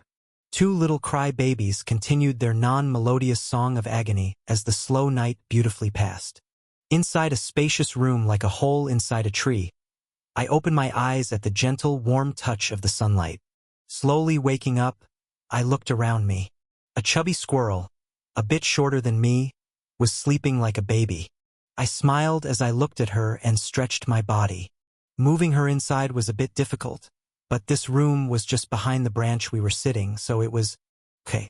This was the first time I had slept at night so peacefully. This was a safe and nice place, and many creatures were protecting this area. With such a big family, not even an indigo, ranked beast could do anything to this place. Getting up, I walked outside and stood on a platform like tree branch. The sun was rising just a bit other way and I could see the trees lower than the one I was standing on. This tree was almost like a house and this room was one of the many used by different beasts. There were stairs on the tree trunk so others can climb the tree safely. These 3 trees were connected and functioned as one entity. At its heart, Fern was the one that controlled and protected everything here. She couldn't travel much far, but the area she could reach was considerable, and many beasts followed her there. There were other powerful beasts and groups of beasts that followed other strong beasts, but they avoided clashing with each other and ruled their designated territories. Though there were wars between these groups for more space and sometimes, just to prove strength, they were a rare occurrence. Fern's influence was great and other strong beasts avoided any type of conflict as they knew the meaning of her existence. If she were to perish back then, many things might have changed in this area of the forest. Many beasts would have been killed and many wars might have been waged just to take the territories owned by this group. Though she had 3 blue, ranked creatures following her, The opponents weren't something small. There were many large, powerful forces in this forest that I, fortunately, hadn't encountered. There were even indigo and purple ranked creatures, but those beings were something very different thing than normal beasts. Many had higher intelligence compared to humans, and many could produce normal as well as stone weapons with trees and rocks. And this was only about the area around this lake. The other side of the lake was unknown territory to all these creatures. No one knew what was there past that great willow. All they knew was there was a dark forest, always clouded by darkness. But my destination, for the time being, was the great willow. Ian, I heard a low voice and turned around, just to see a big squirrel getting up from her long sleep. Good morning, friend. I greeted my friend with a warm smile. This strangely excited me. It was also my first time saying something like this. I did greet seals every day, but we were more than just friends. Climbing down the stairs, the open area between 3 trees entered my field of vision. I thought I could do some good training for the day here, but what is this? Just like yesterday, many beasts were gathered here, and it looked like they were waiting here for a long time for something. And as soon as I descended the wooden stairs, their eyes glowed, and they started gathering around the stairs. Every one of them had a respectful light in their eyes, despite being normal and rare energy beasts. They were gathered there as if greeting a celebrity or an important figure. Looking at all this, I took a step back and stood quietly on the stairs. I could understand their emotions and that they were thankful to me save their mama, but attacking me first thing in the morning was something else. There were many creatures in this crowd. From non-ranked beasts like small rats, birds, and insects to gigantic creatures of different ranks. There were almost 6 yellow, ranked beasts, 12 orange, 21 red, and 1 green ranked ent that brought me here, named Inku. The 3 elder beasts, Gar the orc, Perry the hippo, and Ailgi the old ent. Gar the orc stepped forward and shouted in a heavy voice, "Slow down, everyone." This was his skill called mana speech, and it was a kind of universal speech for beings that could use mana. It was a special skill, so very few energy beasts could use this. I still can't believe I was in the same room as all these beasts and was still alive. Like hell. This was overwhelming. This was strange, and it would be hard for me to get accustomed to this kind of thing ever. I looked at Gar with a strange look. He was the same as yesterday, but there was a softness in his eyes as he looked at me. I watched as everyone cleared a path for me to the center where a table was set with food, a dining table with fresh fruits, plants, and herbs. Some of them were actually great and rare things with mana, and some were as rare as that blood-drinking flower. Walking toward Gar and the other 2 elders, I asked with a confused look on my face, "What are all these?" On my silly question, a bright smile appeared on his face. Everyone wanted to show their thanks, so they prepared these things. His cheerful reply made me fall into another confused state. All things considered, the table before me was almost 12 meters in radius, and they filled it like a mountain. How can I wanted to say something like how I would store these things, but he cut me off mid-sentence. "We sincerely ask you to accept them. It's just a small gift from them, and even we 3 have something. We would be thrilled if you could accept these." But, again, I wasn't saying no to any of this. I just didn't know how I would store them. It would take a long time to store all this, and I still had my training to do in this comfortable place. But this time, another voice interrupted me. "Ian, I agree with them too. I, as your friend, request you to accept those things. They will be more useful to them than us anyway." Fern walked down and stood where I was standing while surrounded by all these beasts. All the beasts present were surprised and joyous to see her, and she also greeted them with a warm smile. After some time of greeting, she walked toward me and jumped on the table filled with all these things. "If you can't store them all, we can search for a storage skill too." She wanted to continue, but I cut her off and hurriedly tried to finish my sentence that I was being misunderstood for a long time. I said I will accept them, and I already have the skill to store everything. I shouted and sat down at the table beside her. In an instant, joyous shouts of beasts filled the area, and everyone ran towards us and gathered around. It was once again a strange thing to witness. I'm glad to hear that. So, we three should be the first to present our gifts. Is that okay, everyone? There was a strange, angry silence for a brief second that vanished instantly. With a small nod, the orc stepped forward and started talking with great joy. Gar was taking a lead like he was special to Fern.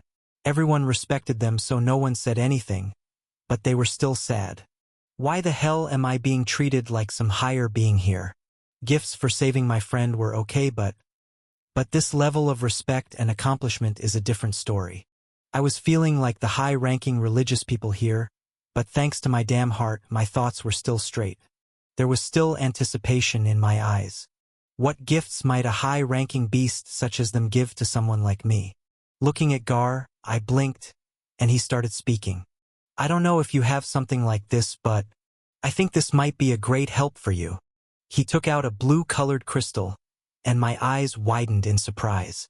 A skill stone. It was something too valuable to refuse.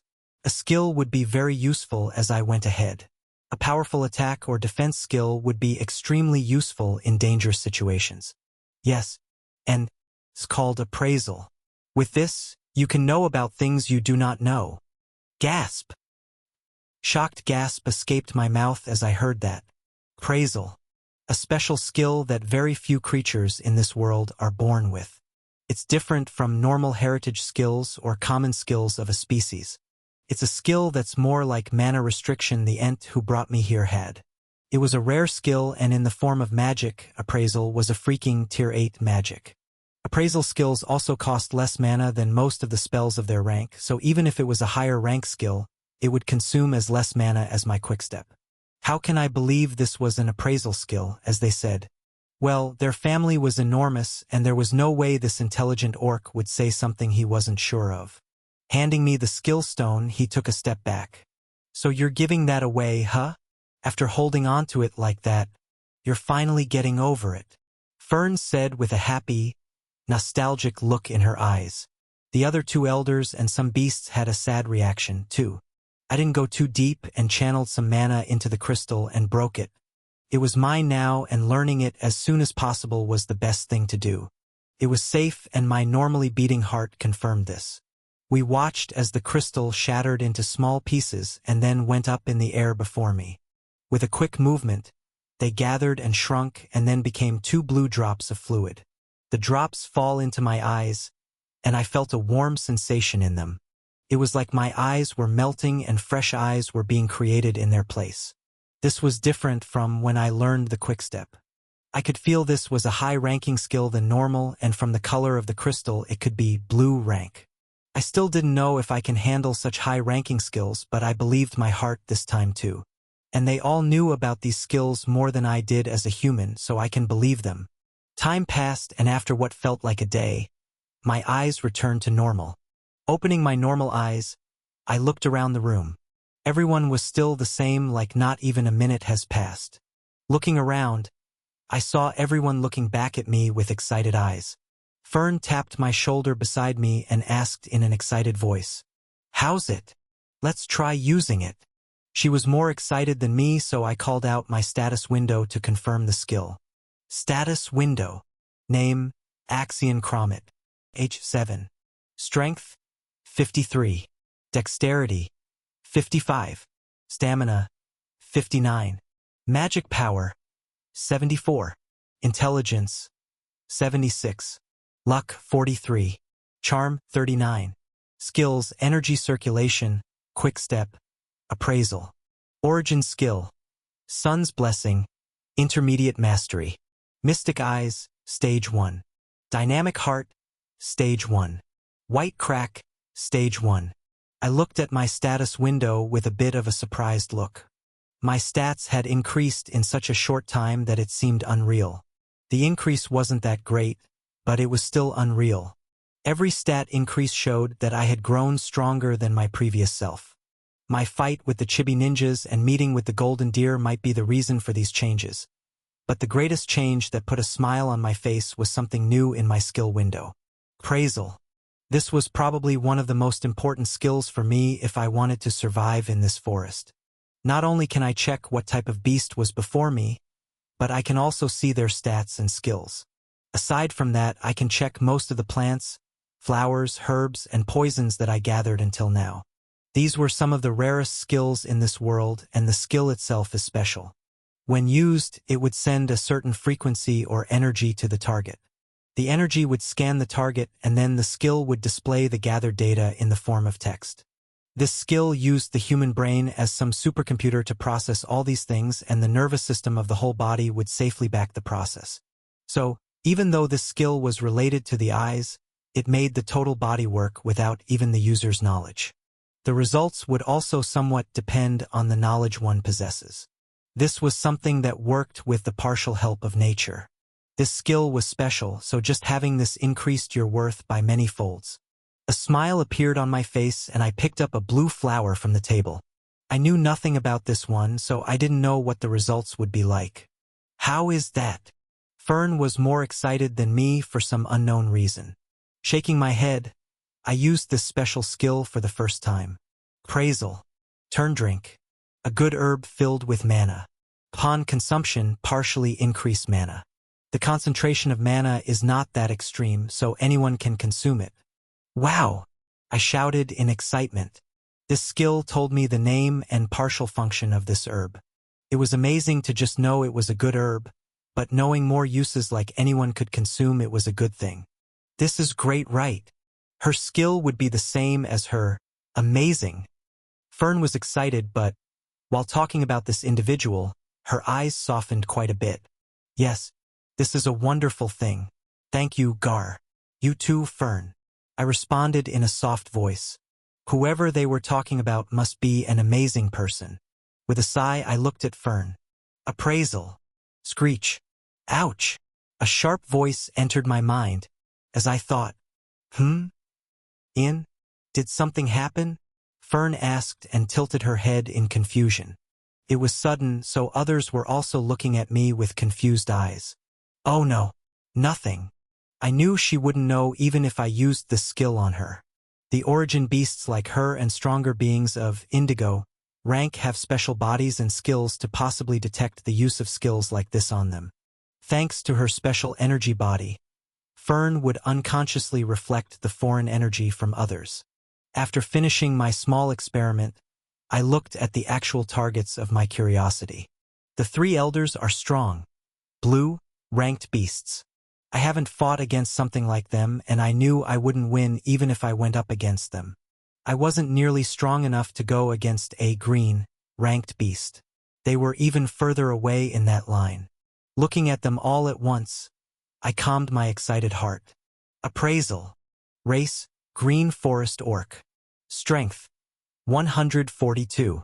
Dexterity, 111. Stamina, 102. Magic power, 135. Intelligence, 96. Skills, mana body, mana speech, energy punch, earth smash, blue berserk, battle calmness. Race, river hippoman. Strength, 104. Dexterity, 131. Stamina, 124. Magic power, 141. Intelligence, 87. Skills, jet swim, hyper movements, aqua shower, pain bite, aqua enhancements. Race elder spirit ent. Strength, 112. Dexterity, 121. Stamina, 105. Magic power, 142. Intelligence, 81. Skills, wind spirit summoning, spirit unleash, tree spikes, self-control. Holy Mother of Goblins! An audible gasp escaped my mouth, and I saw all three elder beasts in a new light. If we say every stat value increased threefolds after crossing 100, I was fortunate. If I were to fight something like them, only death would await me. A silent, painless death. Their one-attack skill would be enough to kill me, obliterate me. On top of all, we could consider them higher grades in blue rank. They were strong, so strong that even if I were to use everything on me, they would overwhelm me. An icy shiver run down my spine as I looked at them with wide eyes. Thankfully, my heart was normal, so I was able to regain my composure. Ian, you are my friend. It means that you are friends of all the beasts here.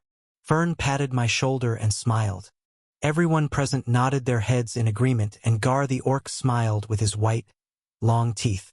Appraisal is an eye-opener. My knowledge of high-ranking beasts was limited, but now, I was sure I had to train much more to get strong enough to at least run from them. Yes, I know. I was glad to meet Fern in this kind of situation, but if we were to be enemies, I was sure of my sudden death. Hugh up. The Hippo Man, a humanoid version of a hippo species that mainly lived near rivers, spoke up with a prideful look in his eyes. Tapping his finely clothed chest, he stepped forward. I was still surprised that there were groups of beasts here that could make clothing. This was also almost the same as normal human clothing, but actually a better and more comfortable version. The elder Ent followed behind the hippo and stood beside him. They both looked at each other and glared deep into each other's eyes. Both of them talked with their eyes, and the other one understood. This was kind of romantic, like think how you would talk with your beloved through mere eye contact. A funny smile painted on my smile, and their argument came to an end with both of them turning their enormous heads to the other side. A chuckle escaped from me, but fortunately, they too didn't notice it. Okay. I know you are happy I'm okay, but we aren't competing for whose gift is best, Fern said with her bright, cheerful voice. She had a warm look on her face, as if looking at two children fighting to impress Mom. I shook my head and looked forward to what the other blue-ranked beasts have prepared as a gift. There were many creatures that were huge in this place right now, and this hippo and ant couple were some of the biggest ones here. The hippo was 5 meters, and the ant was around 5.5 meters tall. It was still strange that I was totally fine before such strong and ferocious-looking beasts. But it was still okay. I know my heart and all these creatures in these open hall-like grounds. They were good beasts and... Good beasts? Wow, good beasts. I laughed internally at my own thoughts and looked at the bright blue oyster shell the hippo had held before me. The hippo had a prideful expression, and many of the beasts, including Fern and Gar, were surprised to see this thing. I didn't follow their exaggerated reaction and checked the thing with my own eyes. Appraisal. Deep water oyster. An extremely rare natural organism that produces a rare gem aquaglance. The gem holds a miraculous ability to increase the ability to handle water attributes significantly. The oyster shell increases the mana pool by 10% when consumed, but the user has to have the high mental fortitude to absorb it. What they? Increase the ability to handle water attribute? This thing is a treasure? My eyes widened in surprise. Things like this were actually called natural treasures. Not as just metaphors, but as actual treasures. If something could increase your ability to handle a fundamental element, then it won't just decrease the difficulty, it would decrease mana, willpower, and concentration consumption, too. To give such a thing as a gift was already a huge thing. But, does this really have the pearl? Accepting the oyster shell, which would be helpful in itself, I opened the loose shell. Everyone watched as a sea blue light escaped the shell, and our eyes glowed in blue. Perry, did you dive into the lake to get this? Gar asked with a bit of a surprised look on his face. It was surprising, but he wasn't that shocked or anything, as he also understood that the hippo can actually do that. Perry? Why would you even go there? You know we don't go in their territory? Fern's eyes were shining as she looked at the gem. She looked surprised to see something after a long time. Perry patted his chest in triumph, and it seemed she said something funny. This hippo is female. Don't blame me. I didn't know earlier. Her attitude was like, what could those bastards do? It was surprising to see Fern happy with behavior like this, meaning she wasn't just a peace-loving mammy squirrel. She could go up against opponents that wouldn't understand through words or threaten her family. If anything, she would be the last being I want to go up against. In a fight, imagine you start feeling unbearable pain, sorrow, grief, hunger, thrust, or any kind of emotion. She could do that on a very large scale at that. But I locked my eyes on this beautiful sea blue pearl. Appraisal. Aquaglance. The pearl holds the ability to increase the ability to handle water attributes significantly. Increases the mana pool by 20% when used as an accessory. If ingested by someone with extreme mental fortitude, the person achieves the skill Aqua Breathing. Wow! Like wow! I get a skill if I swallow this. I was admiring the gift, but a horrified voice entered my ear just beside me. No! Don't even think about eating this. Not even these three can endure the highly condensed energy. Fern smacked my shoulder with her small hand and looked straight into my eyes with her beautiful green eyes. It was my first time seeing such a shocked reaction from her. Master is right. One needs not only a higher mind but a body too. It would be bearable only to indigo and higher-level beasts. Gar was worried, and his explanation was more understandable than Fern's. Well, I wasn't actually going to do something like that, but thanks anyway. Thank you, Perry, for such an amazing gift. It was just amazing how someone can just give out something like this to someone. It showed the importance Fern held to each one of them. She was happy too, so I also smiled and nodded happily at Perry, the hippo. From behind his colossal figure, Ailgi the Ent shouted in disagreement. Stomping his tree trunk like legs, he came before us and pushed Perry behind him. "Hew up!"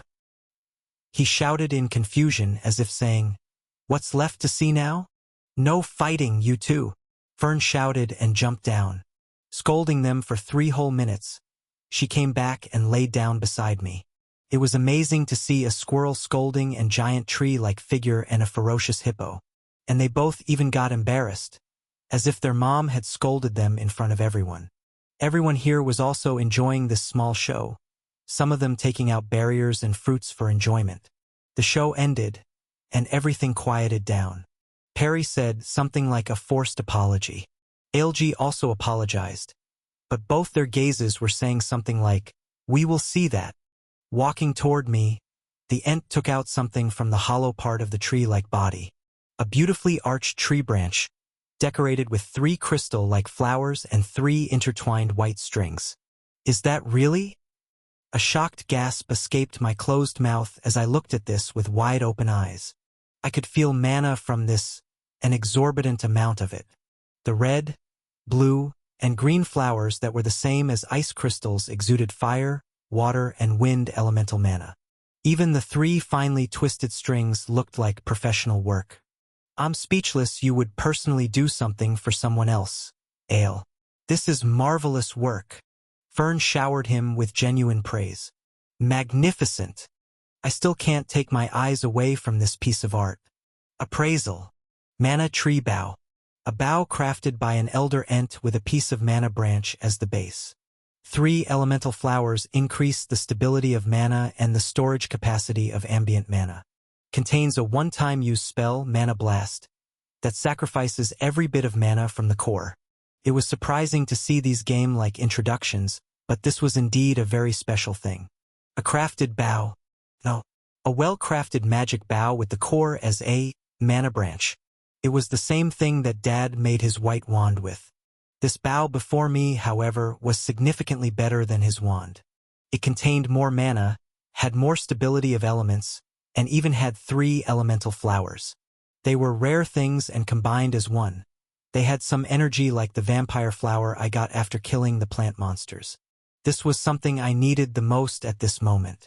A good bough to replace my old one. Though it was good and I could use it for a good time, it was not for someone who was at Tier 2.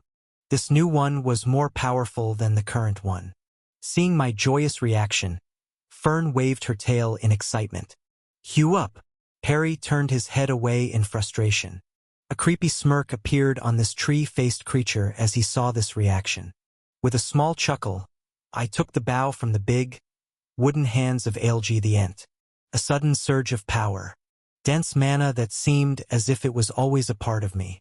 The rough texture of its body. Its thin, though, and smooth strings that were finely intertwined with significant force. They decorate the green body with 3 colorful flowers. Red gathered hot particles of fire, blue gathered cool particles of water, and green gathered sharp particles of wind. As I felt the fine bough, I got new ideas on how I can improve my archery as well as my spells.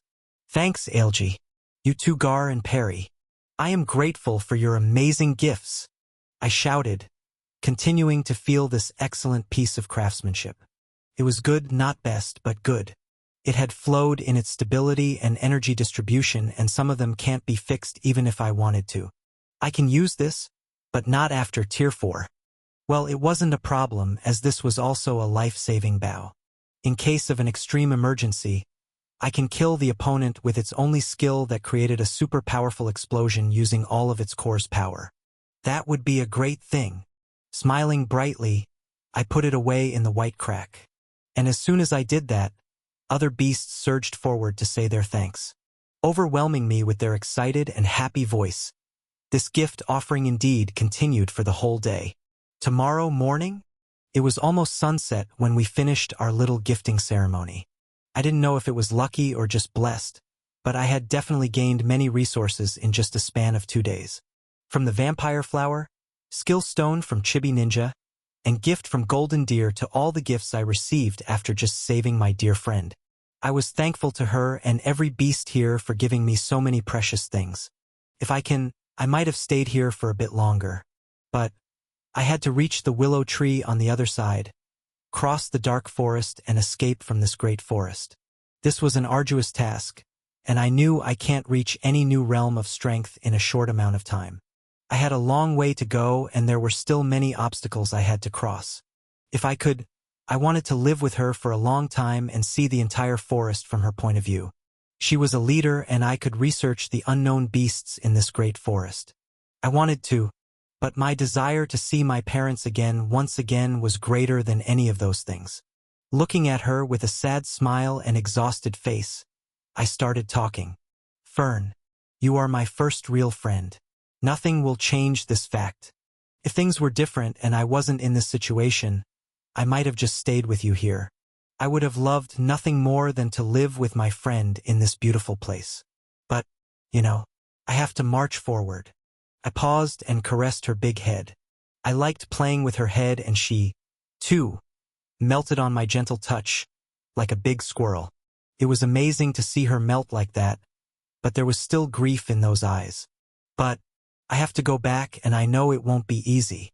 There will be difficulties, and maybe I might die. With a sharp voice and real angry aura, she cut me off. Don't you dare say that. Her eyes were furious, and my hand was still on her head. Forgetting about that horrible pressure and sorrowful surrounding atmosphere that was more dangerous than I thought was possible, I slid my hand onto her furry neck. No, not there. Oh, yes.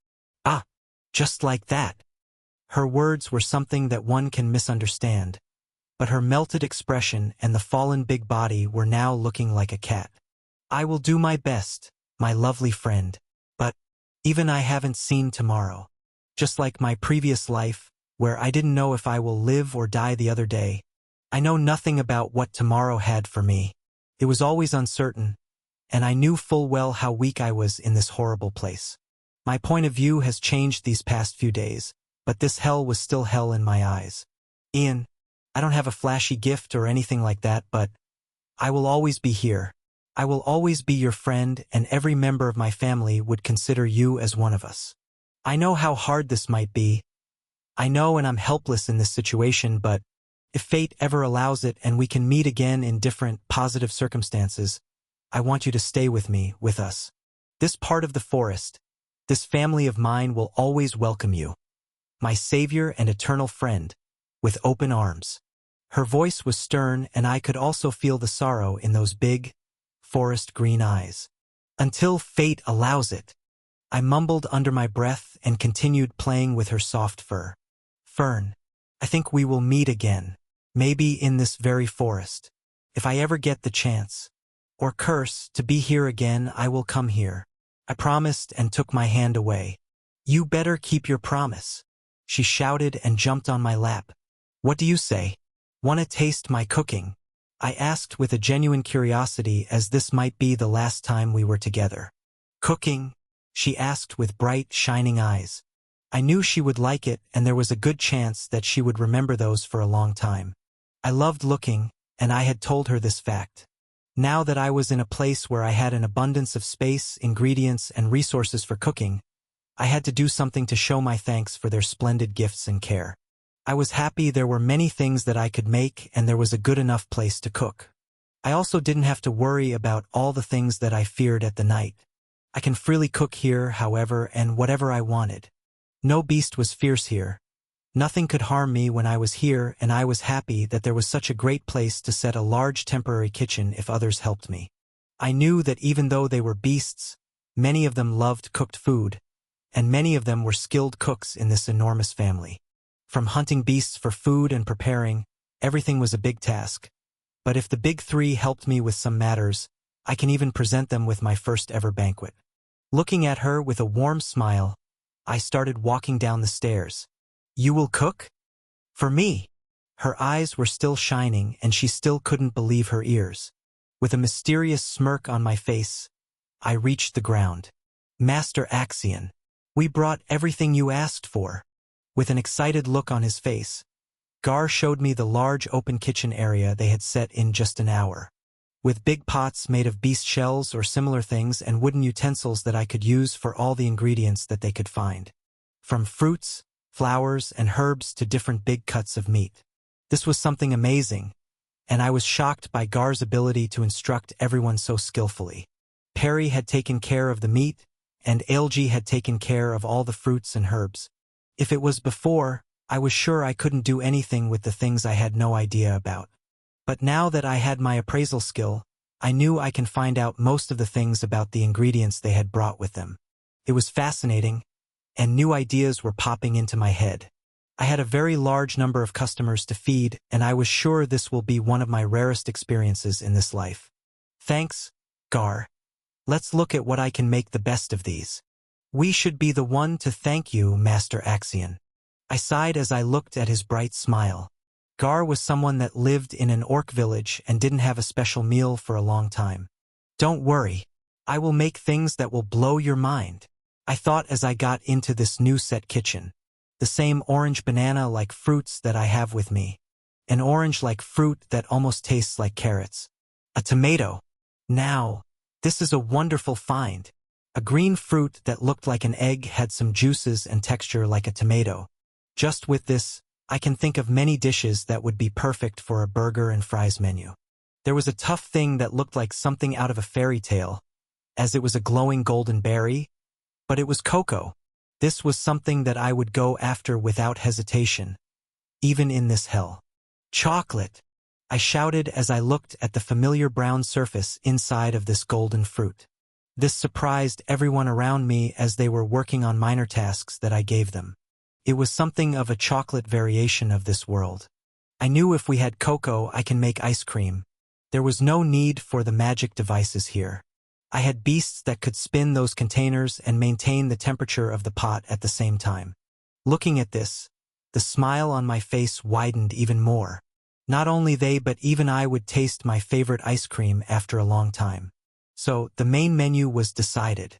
Fries with a burger of black bread which was made from a wheat-like herb that grew by the lakeside on the western end. Though I could have made something more interesting for the main menu, this was perfect, easy, and could be eaten by anyone. It would be an outstanding thing, but there were many other things I had to prepare here. The main menu wasn't the only thing. I had to create many things for different beasts and many of them preferred particular flavors, textures, and types. There was a lot of work to do here, and I was the head chef of this kitchen. Reminds me of those old days. I sighed, as there was no time to remember that past. Okay, everyone. Let's make something that will blow everyone's minds. With the cheers of different beasts, I started my perfect cooking plane. There was a lot of work, and it would be midnight when we finished these things. So much work, so much excitement. Looking at the hectic kitchen that was set very quickly on Ian's wish to cook for everyone, I sighed. I didn't know there would be a day I would have a real friend.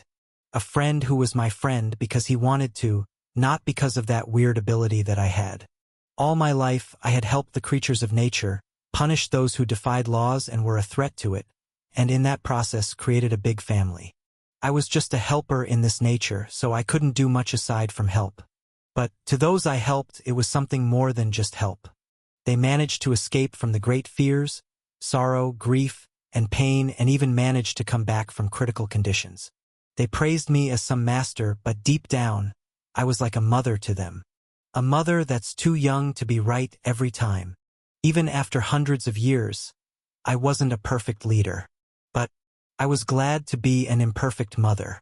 A good mother to all those hundreds of beasts that unconditionally followed me just because I did my job. Ian was the first and only being that could resist my ability. I was shocked for a moment, but then I was overjoyed. Finally, I had met someone that might be my friend. Not because of the ability I was born with, but because he wanted to be friends with me. He was my savior that saved not only my life but also the lives of many that lived in these areas with me. It was difficult for him, but he stayed with us. He made me his friend, his first real friend. He told me about himself, and I was happy to tell him about my insignificant life. He was already an amazing person to have the soul essence with him when we needed it. My illness was an unnatural occurrence and something that shouldn't have happened to me in the first place, but it did. If not for Ian, I might have passed away and the consequences might have been dire. But he was there and it saved me. I knew I was special, even among other helpers. I was special, and I knew I can do good things with my ability. There was nothing more joyous for me than helping someone, but the one who helped me was the only one I can't help. Not this time, in this matter at least. He was a great person, and I loved how he knew how I liked to be rubbed. Ah, that was a good job. He knew how to use those small fingers very well. I stopped hugging my tail and jumped down from the table. Ian was going to make dinner for all of us, and from his vivid stories, I knew he was exceptional. Those things that he called ICM Zream and Werter sounded mouth-watering last night. And they were the very reason I dreamed weird things.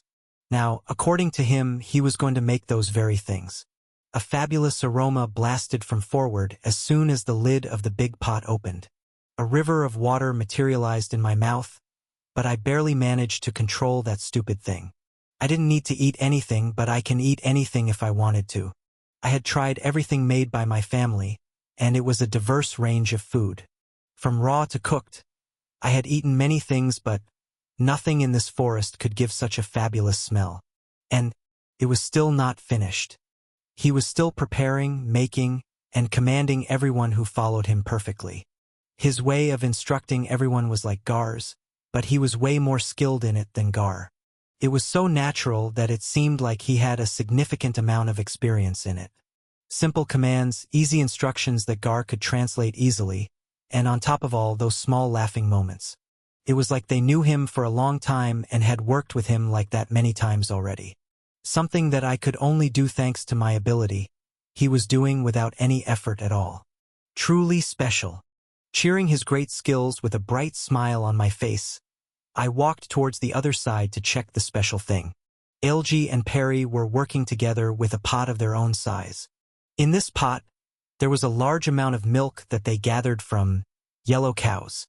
They lived in large numbers, and their milk was something that some beasts from my family loved.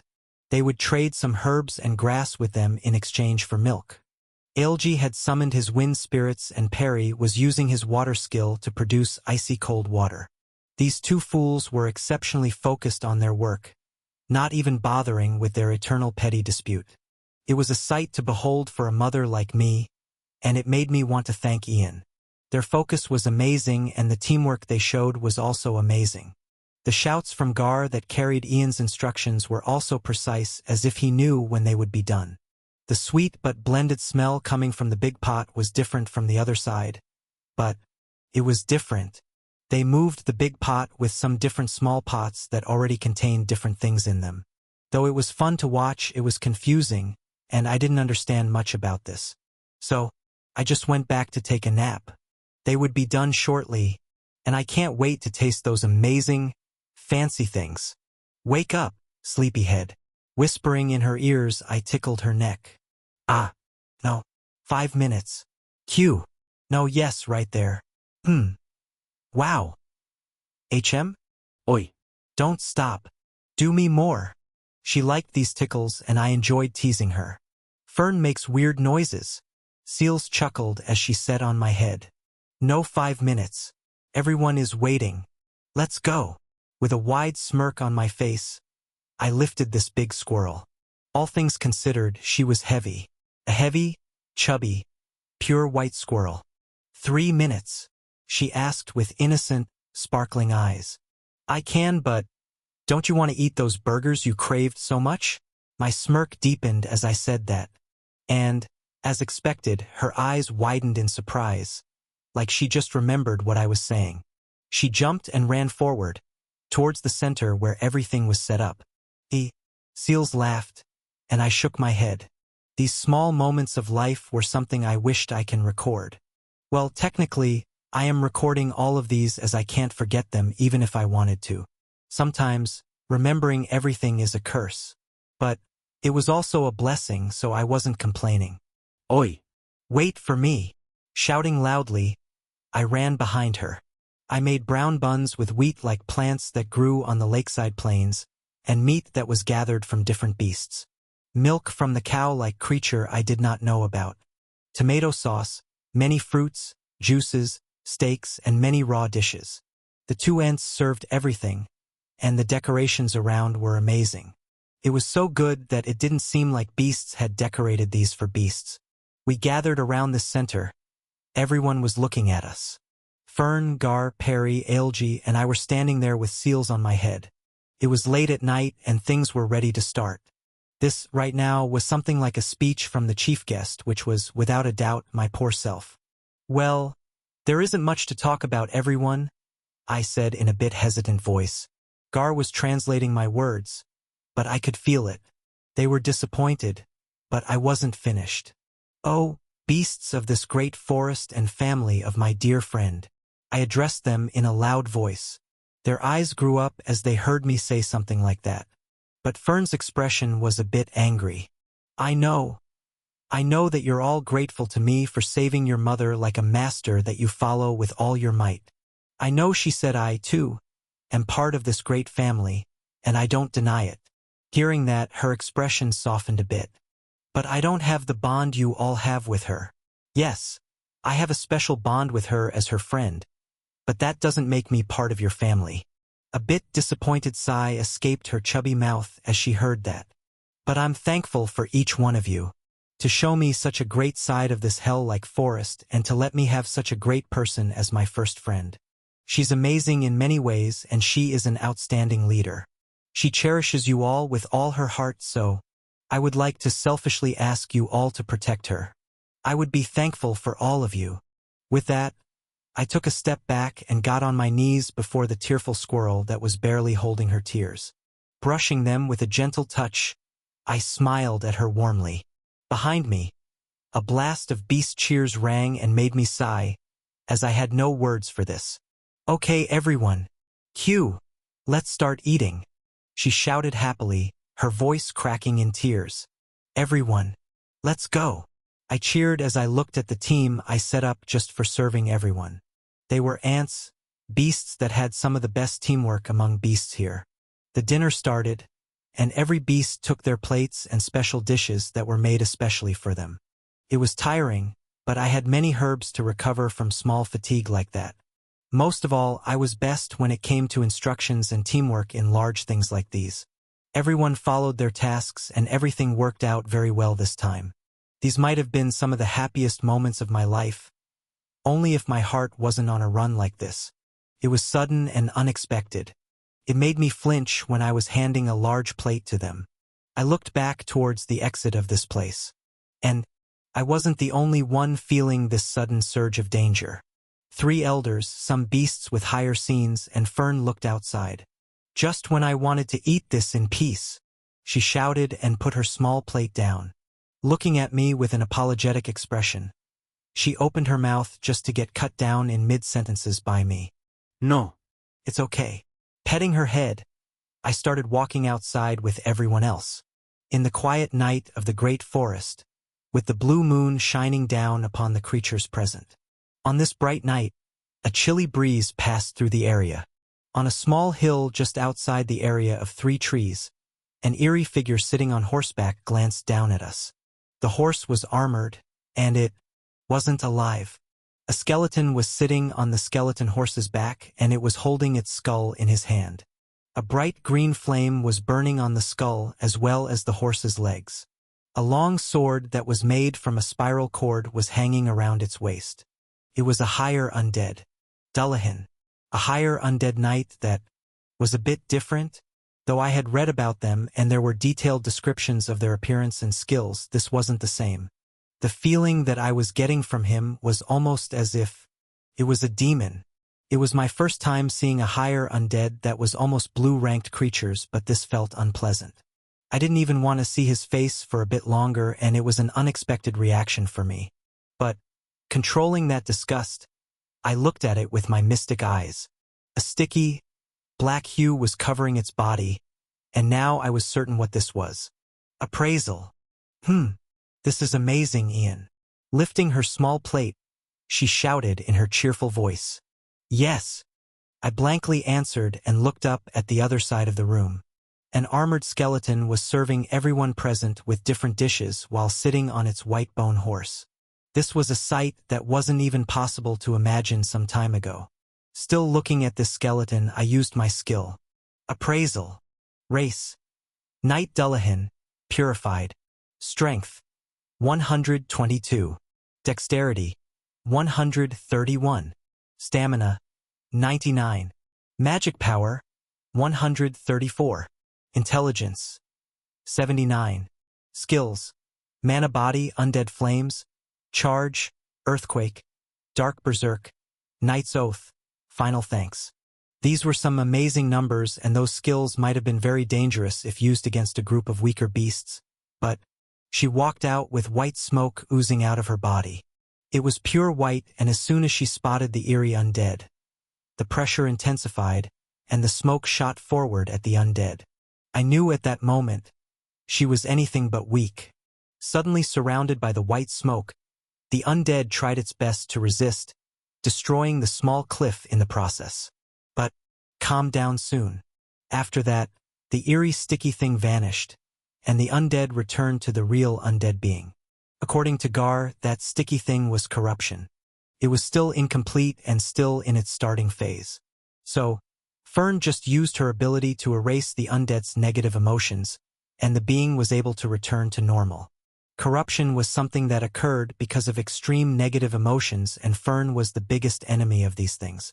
After that, a very dramatic situation unfolded, and the undead got on his knee, thanked her, and swore his eternal alliance to her, which she just ignored as an everyday occurrence.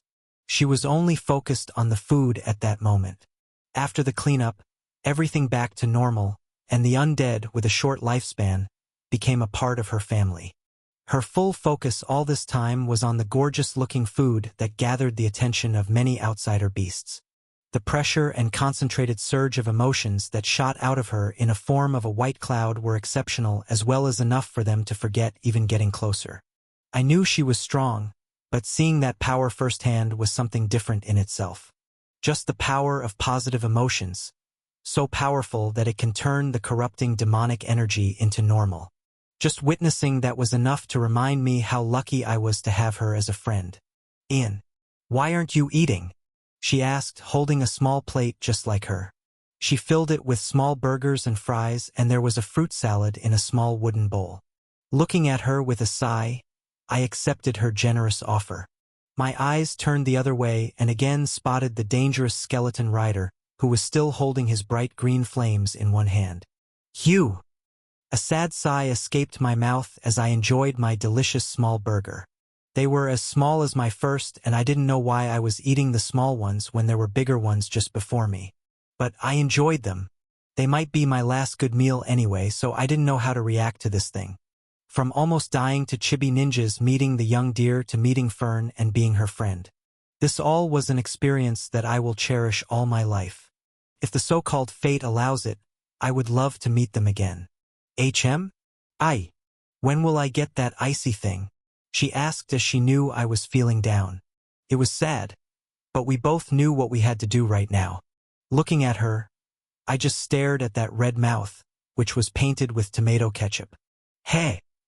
A small chuckle escaped my mouth and the small bread almost fell from my mouth. Blankly staring at me with her big, green eyes, she asked, "Ice cream?" It was even more refreshing to see her expression. Putting down my plate, I walked beside her and started tickling her soft neck. Oi. No. I'm eating, damn it. She had lived much more than me, but she was still a cute big squirrel in the end. Even seals can't hold back her laughter whenever she heard her weird, happy voices. Leaving her in that somewhat aroused state, I brought a big bowl filled with different flavors of natural ice cream. Never in my life had I thought that I would eat ice cream in a forbidden forest and, on top of that, with a friend. Why was fate so cruel? Taking a spoonful of chocolate flavor, which took the longest time to process, I shoved the spoon in her still smiling mouth. "This is called chocolate, and it's my favorite flavor," I said as I too sat down. With the ingredients and time, we managed to make 6 different flavors that would be more than enough for everyone. There were merry voices around me, and this scene was still unbelievable. Imagine an ant, spider, or snake eating ice cream. This place was a sight to behold for every magician that specialized in energy beasts. Though I was the one to do a lot of work, I wasn't the only one that made all of this.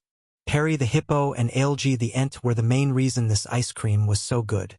Their skills were amazing, and seeing him summon that intermediate ranked spirit was a sight to experience again. My short time here would end now, and I didn't know what would happen from tomorrow.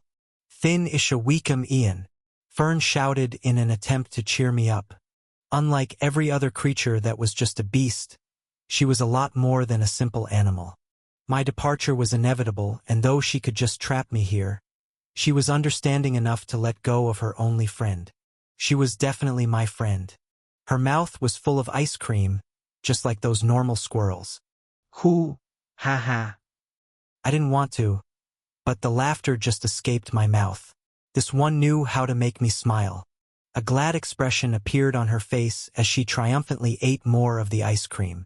Gar came up and told us how glad everyone was with the special cooking, and it made me happy. I loved cooking, and if there was someone who liked what I made, then there was no greater joy for me than that. The night passed, and it was almost time for the sunrise. After the special dinner party, everyone was tired, and many were fast asleep, including the 3 elders. "Looks like this is it," I mumbled under my breath as I walked out of the open area of 3 trees. "See you soon, Ian." Fern said her goodbyes with tear-filled eyes as she stood at the entrance of her home. She didn't say goodbye as we knew this might not be the end. I wasn't going to die out there, and if I had a chance, I will make sure to come back. Until fate allows it. Repeating her past words, I started running. Being here was something special, but now things would be totally different, and I could feel that I will face more difficulty than I have in my time in this hell. The lake was on the other side, and I had to reach the willow tree first. After that, there was a dark forest awaiting me. In the great forest of Kamet, another night embraced the pretty boy that had been running for days and was still running with black clothing and pitch-black hair. His eyes were beautiful obsidian black, which perfectly went well with the night.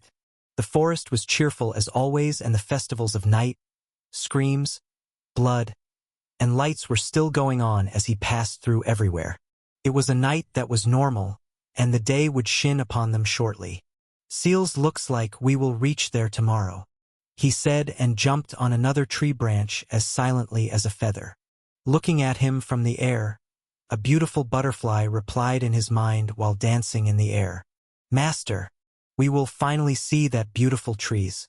Her voice was filled with excitement, and that was because she wanted to taste the flowers of the willow tree. It was surprising, but now she can taste the flowers, or more precisely, the wavelength of the different lights of the flowers. She was fascinating, and we were traveling through the jungle for the past 5 days now. After parting ways with Fern, we just stayed with each other and continued towards the lake. Thanks to her, I could avoid many dangerous situations, and there was also the skill that I got from the Chibi Ninja. Shadow dive. Melt inside a shadow for 10 seconds. Mana? 25. This was an amazing skill, and it saved my life 3 times in these 5 days. I was attacked many times in this forest by orange and yellow ranked beasts, and my paths crossed with 3 green, ranked, and 1 blue ranked creatures. These were some dangerous encounters, as there were some very dangerous beasts among them. One was a brown bear with poisonous purple, long claws. It had blank white eyes, and just being near it was enough to tell what it was. Even though it was a green-ranked beast, it was in a berserk state. Maybe it was also a mother and there was something that separated her child, but it was some of the most dreadful experiences of my life. This is the first time I have felt it, and I understood. I saw the sheer difference in power against the green, ranked beast in its full power. After that was a calm lizard, or a lizard that breathed fire? It was something like a fire spirit, and it was something between a spirit and an energy beast. I never saw this thing before, but the appraisal called it Manoia lizard. Its mana was that of a green-ranked beast. There was also a special stat that I had never seen before in its status window. Blaze, something that showed its flame's powers. From my understanding, it was something that can grow despite staying at the green stage of mana. I didn't know this was a discovery or something, but this was indeed amusing. Thankfully, it was a calm lizard, bathing in sunlight in an open grass area. Other than that, the remaining 2 beasts were part of a pack, a wolf pack to be more precise. Its leader and his sidekick chased after me for almost half a day, and if I didn't have seals, I knew I would have been dead for sure. These all creatures were ultimately much more powerful than me, and I was still much weaker than them. I don't know what I would do in situations where I couldn't use any skills like with that ent, but now, with these experiences, I was sure. I was still lacking in my archery skills. But only experience could solve that issue, as there was nothing new for me to learn in basic techniques. All I could do about this was make different use of the knowledge I already had and gain experience in real fights in this jungle. So, I did some battles with normal and possible opponents and won every one of them. 3 to be more precise. It was unfortunate that I got neither a core nor a skill stone, but I improved a lot from that. I could feel it. I was a step near that thing. This was night, and I was near the willow tree. I survived and reached the place I had aimed for all this time. It might be difficult when I reached there, and there might be many challenges, but I was ready to face all of them. It was difficult, and some scars were still healing from previous fights. I knew I could take care of them if there was an emergency. Master, I see light ahead. The night forest was filled with colorful, different lights, but it was still a dark forest at the night. Seeing bright light here only meant that the destination was just ahead of us. Be careful from here, I said, slowing down my steps. It would be difficult if something bad comes up and destroyed my fresh attempt to take the flowers and fruits from the tree. It wasn't any normal fruit, and they weren't any normal flowers. I could see the bright blue light ahead, and a smile appeared on my face. It was difficult reaching here, and the people I met on this journey were something very memorable that I won't forget, even if I wanted to. But the path that was just within our reach started getting longer. I was getting pushed back, and some dark lights were clouding my vision. This one was strong, and I almost failed to resist it, but I managed it in the end. This was the toughest illusion I had faced, and it took me more than a minute to get out of that dark place while slowly maintaining my footing on the tree. I managed to escape from its bounds and returned to the world just before the light was closest. Oh, looks like you are indeed special, little one. A deep, beastly, female voice entered my mind, and I blankly stared in front of me. Looking at me while laying on a tree branch, the black jaguar from some days ago greeted me with its strong presence. This was powerful, and it did not restrict it at all. I was feeling this for the first time. The pure strength of a blue, ranked beast that was seeing something very interesting in a long time. I knew there might be something like this, and here it was. My trial.